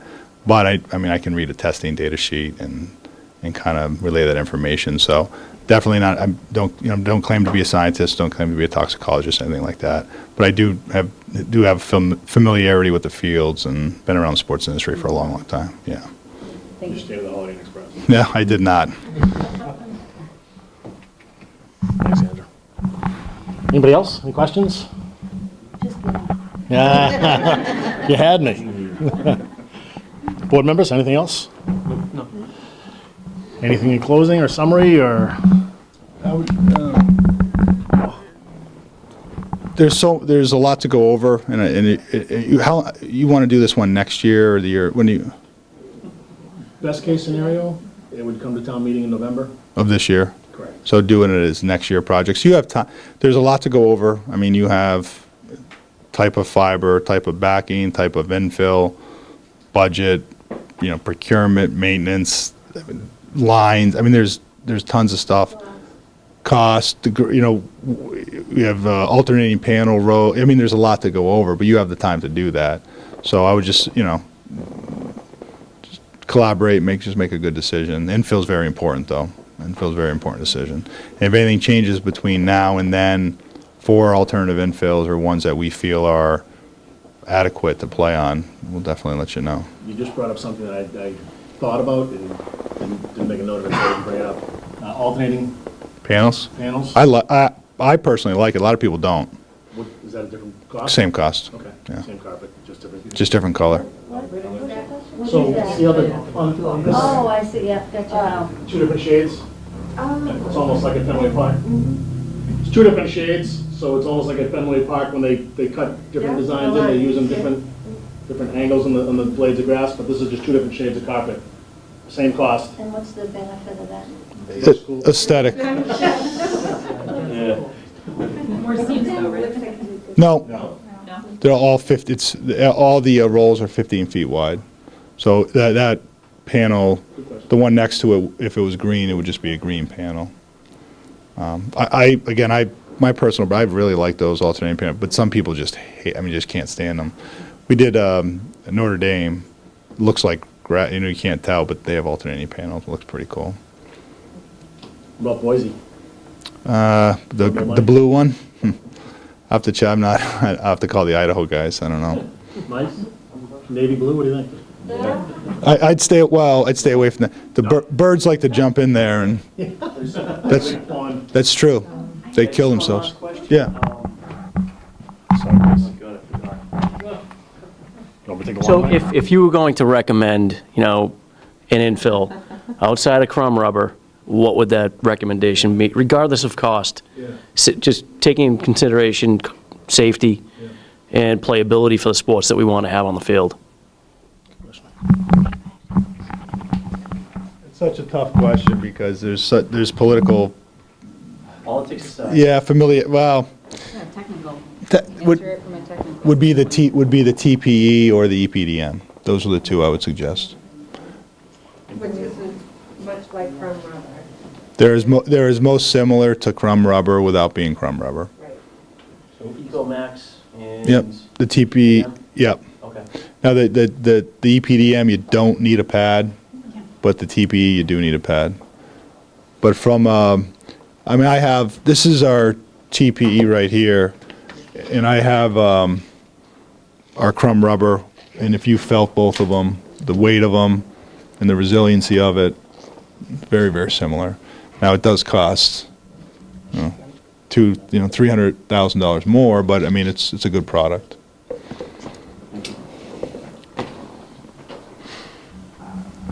All right, I think we gave everybody an opportunity.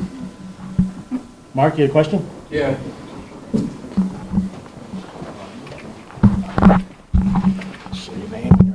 Mark Turvo, 23 George. I had a question about, I know that earlier they had gone over which sports are going to be played at the field. And I also had a question about if there was a possibility that the field may be used for local talent for local rock band concerts. I am in one myself, so.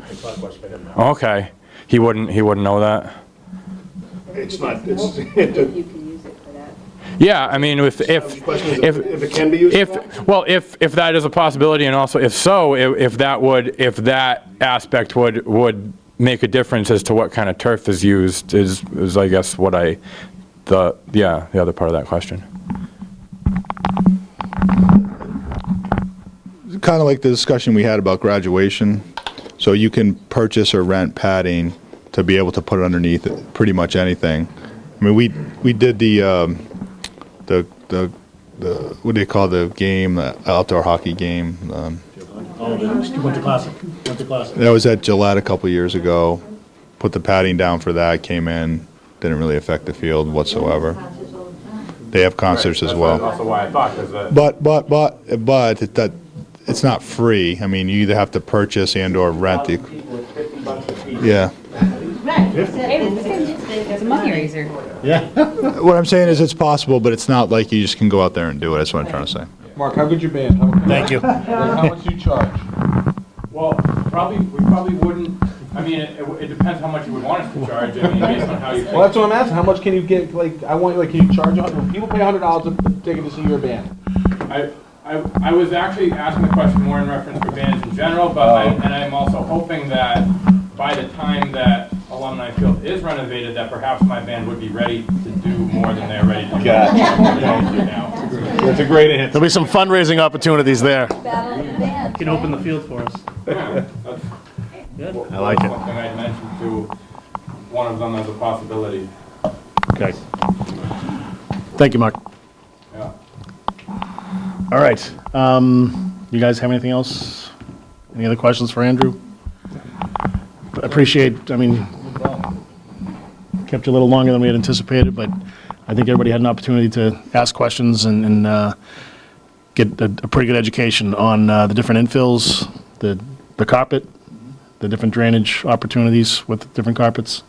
Certainly, we'll leave the lines of communication open. Yeah, I would say the thing about in the future, if anything changes with the alternative fills, we'll let you know. We're working on a couple different things, but they're just not ready yet. Yeah.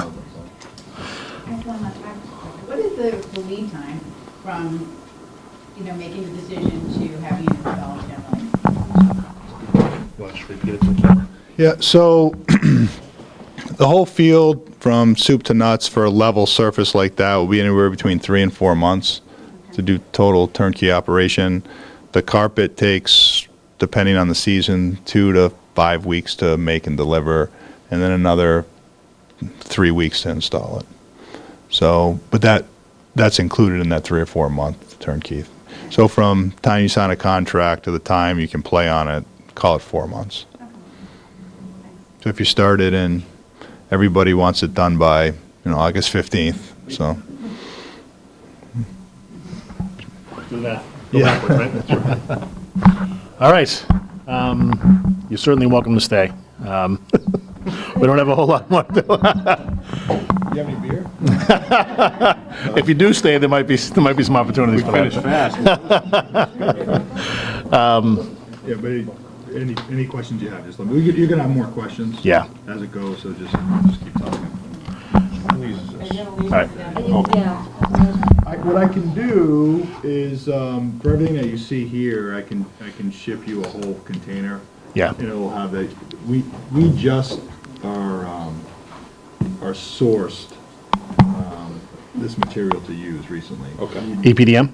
Yeah, the ones that we just didn't feel comfortable using that product until recently. So Okay. we have we've sourced a really good quantity of it, and so that's why we're able to offer it now. But I don't have a sample of it on me. So for each of these infills, there are different manufacturers for each of these infills, and I would say on average there's 3 manufacturers probably for each one of them. Yeah, so there's some manufacturers that I'm sure Andrew would say stay away from, and there's some manufacturers, for instance with the EPDM he just mentioned, that they just source some EPDM that is a high quality product. We've used there's been TP horror stories where they would stuff in cleats, and Okay. that's not good. Yeah. So you kind of get what you pay for. That's right. Yeah. All right. Well, again, thank you very much. Take your time. You can do, you can hang, you can, I don't know if people, okay, that's fine. appreciate it. Thank you. Yeah, no problem. Thank you. Thank you.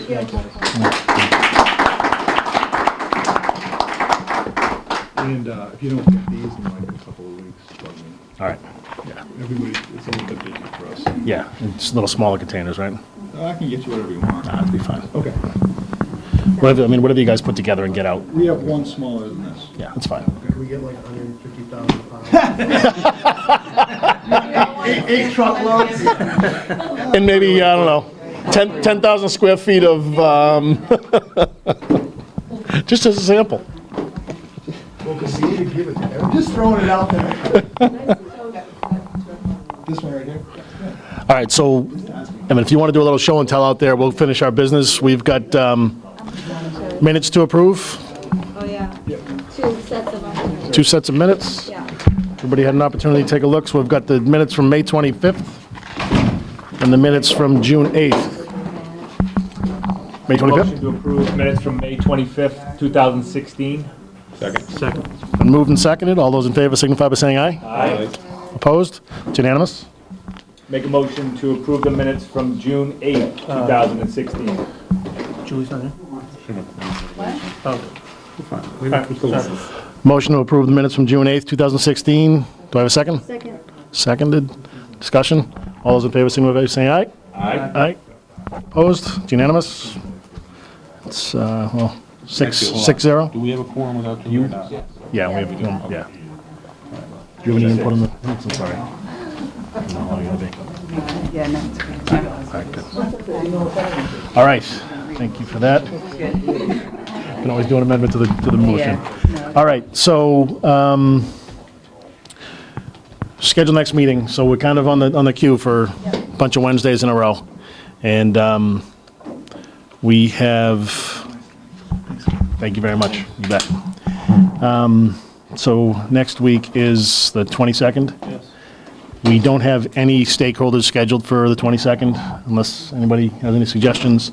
We do have a stakeholder scheduled for the 29th, or a presentation scheduled for the 29th.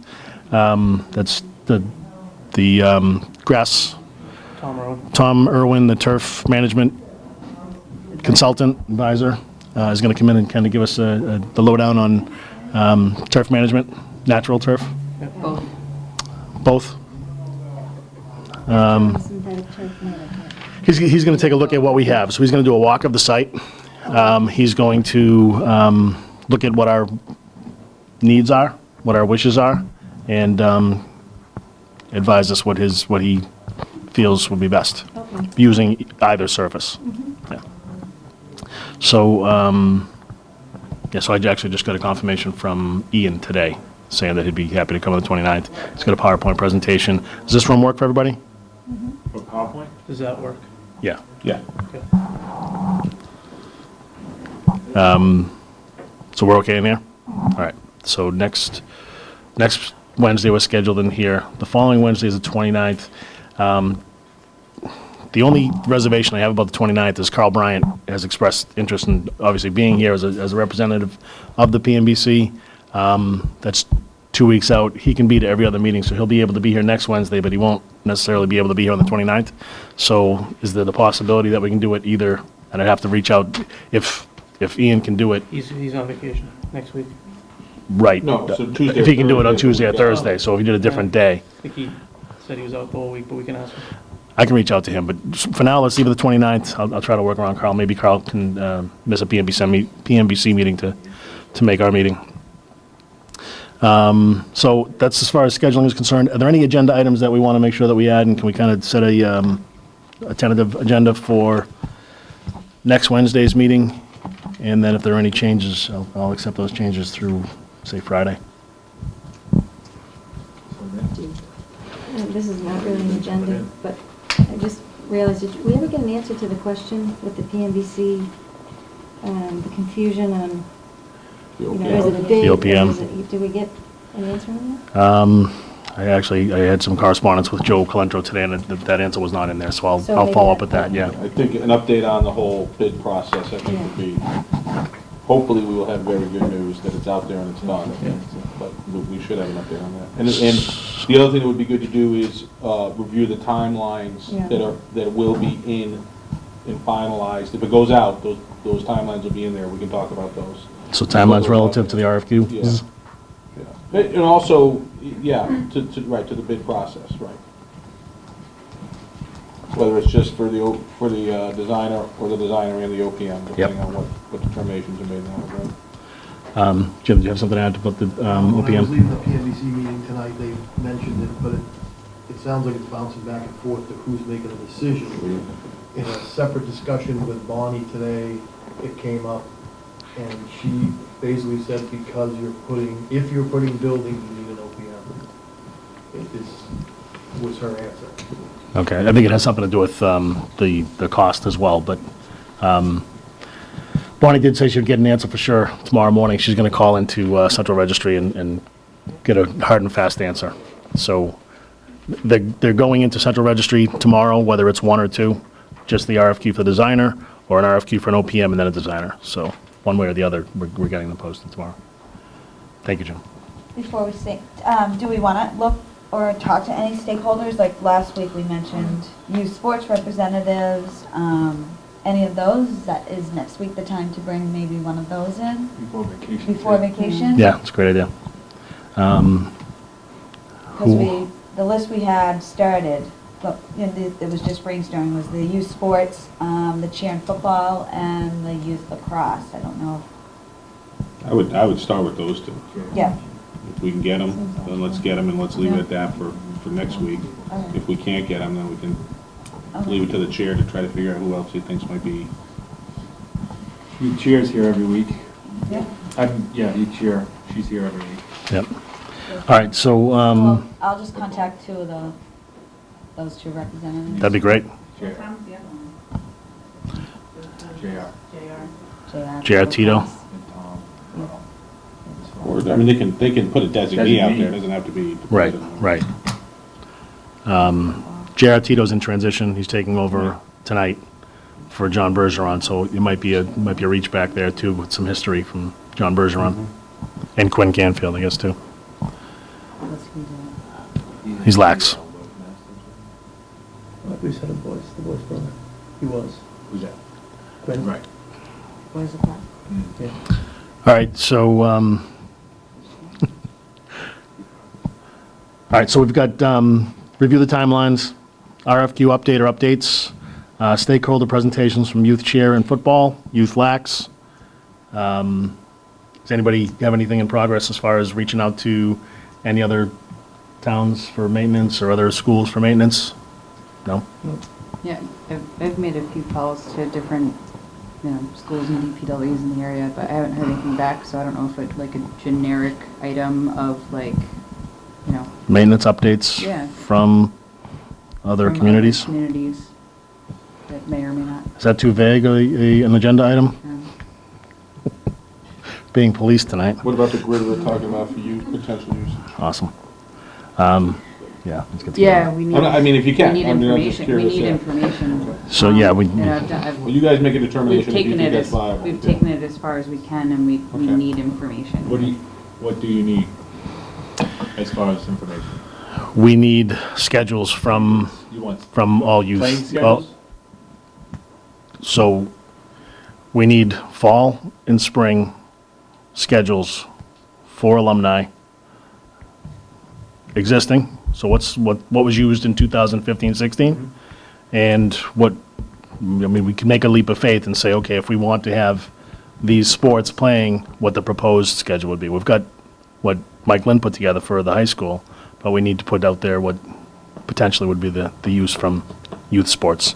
So it lies clearly on these youth stakeholders and on Park and Rec.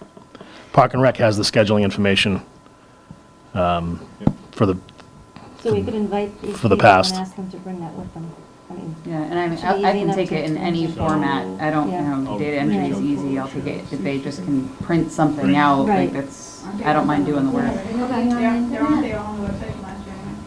I don't know. I haven't seen Would that be, should we invite Alicia then? Would she be one for next week maybe? Alicia. Sorry. yeah, The way I said it. all right, so, that. Yeah, she's on the list as a stakeholder. So. right. So we'll invite Alicia relative to scheduling as a stakeholder. Well, relative to stakeholder in general. too. Yeah. It's kind of dual. Just want to be careful that we don't overload the agenda. Yeah. Yeah. Yep. She might, I don't want to get tired and not give everybody their due opportunity. True. All right, That's so true. Just think about it. Let's see what cheer and football comes back with youth flags. They might not be able to do it next week. Excuse me. All right, so I think we've got a pretty good, Then you don't want to pack them on the 29th if the other guys come. right, Yeah, I think we Right. dedicate that day just to him. He may have a lot to tell us. yeah. He may have nothing. Get out of here quick. Respect him again. All right. Sounded like he was gonna have a lot to say. So we have the agenda pretty much set. Next Wednesday, we'll be here at 7:15. 7:15 still work, or do you want to move it back to 7? I can go earlier. I can go to 7 now. People don't have lacrosse practice and stuff, right? So Tom can probably get Doesn't in matter to me. Want to shift it back to 7 o'clock? All right, 7 PM it is. 7? Is it going to mess you up? No. Eat quicker. Yeah. What do you Food? need next week? All right, 22nd. so open it back up for public input. Jan? 3 hopefully quick questions. Sure. I wanted to ask, well, first of all, thank you. Thank you for talking to Jim now, for everything you guys do. I'm just curious to know, are there any fields in town that currently can't be used because they're just... I appreciate your question. Can you take that offline with Jim? Because this is I'd be- all about the alumni field. I knew you were going to say that, and because it's late, I'm going to let it go, but early in the meeting, people ask questions about other things besides Alumni Field. But appreciate you letting it's me go. late, so I'll ask you later. Since, this gentleman is obviously representing a synthetic turf company, and I know you're having Tom Irwin come talk about both kinds of turfs, are you going to also have somebody who represents a natural turf company? I think Tom does Irwin is Okay. unbiased. Okay. I've spoken with him. I know, but this guy is not unbiased. Oh, absolutely. Take a look at So it would be nice to hear from someone else who Yeah, has, so I'll let him speak for himself. I spoke with him for 25 minutes on the phone, and that was his point. Towns bring him in to get the politics out of it. And Good. He has a usage calculator that they use Cool. throughout their company to Okay. advise towns like us what you want to put on this field compared to what, a grass versus synthetic, can it maintain Okay. it? So I'm very interested in the cost comparisons because, you hear a lot of big numbers thrown out. And what does it all add up to over the course of 30 years for each of the different types of turf? So I'm very interested to hear that, how that comes out. And then my last question is, are there any sources of funding through grants that can be pursued? And does that come under the purview of this committee or through others who shall be named someday, I suppose? Okay, I'll take that one. This committee was put together by the Board of Selectmen. The Board of Selectmen had a path forward for funding a renovation of Alumni Field by using undesignated funds or free cash. So there have not been any other alternative funding sources to renovate Alumni Field.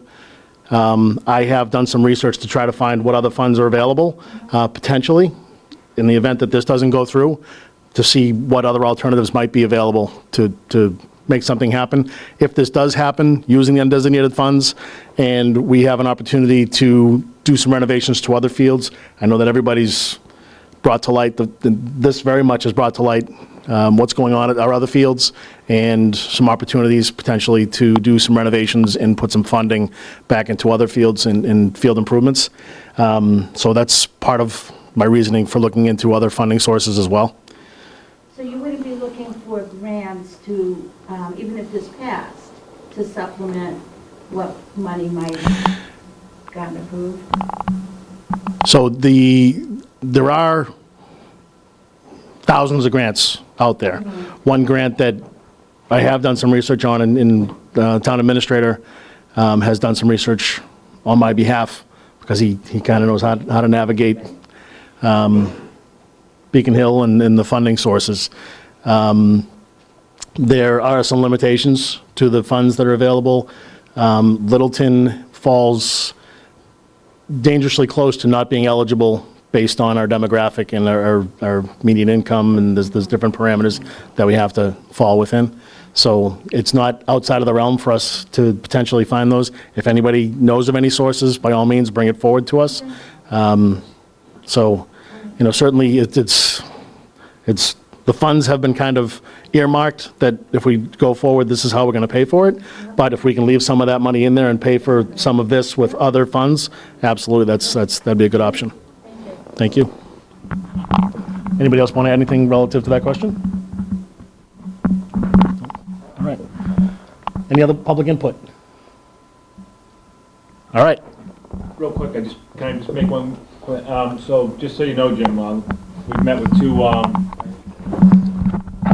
met with two landscape companies up at the high school to respray those spots on the lacrosse field that's been damaged, and a couple spots out on the field hockey field that has some damage, and both quotes were $8,000. And one company said they will not guarantee the spray due to the time of year and the chance that it might not get irrigated. So just, yep.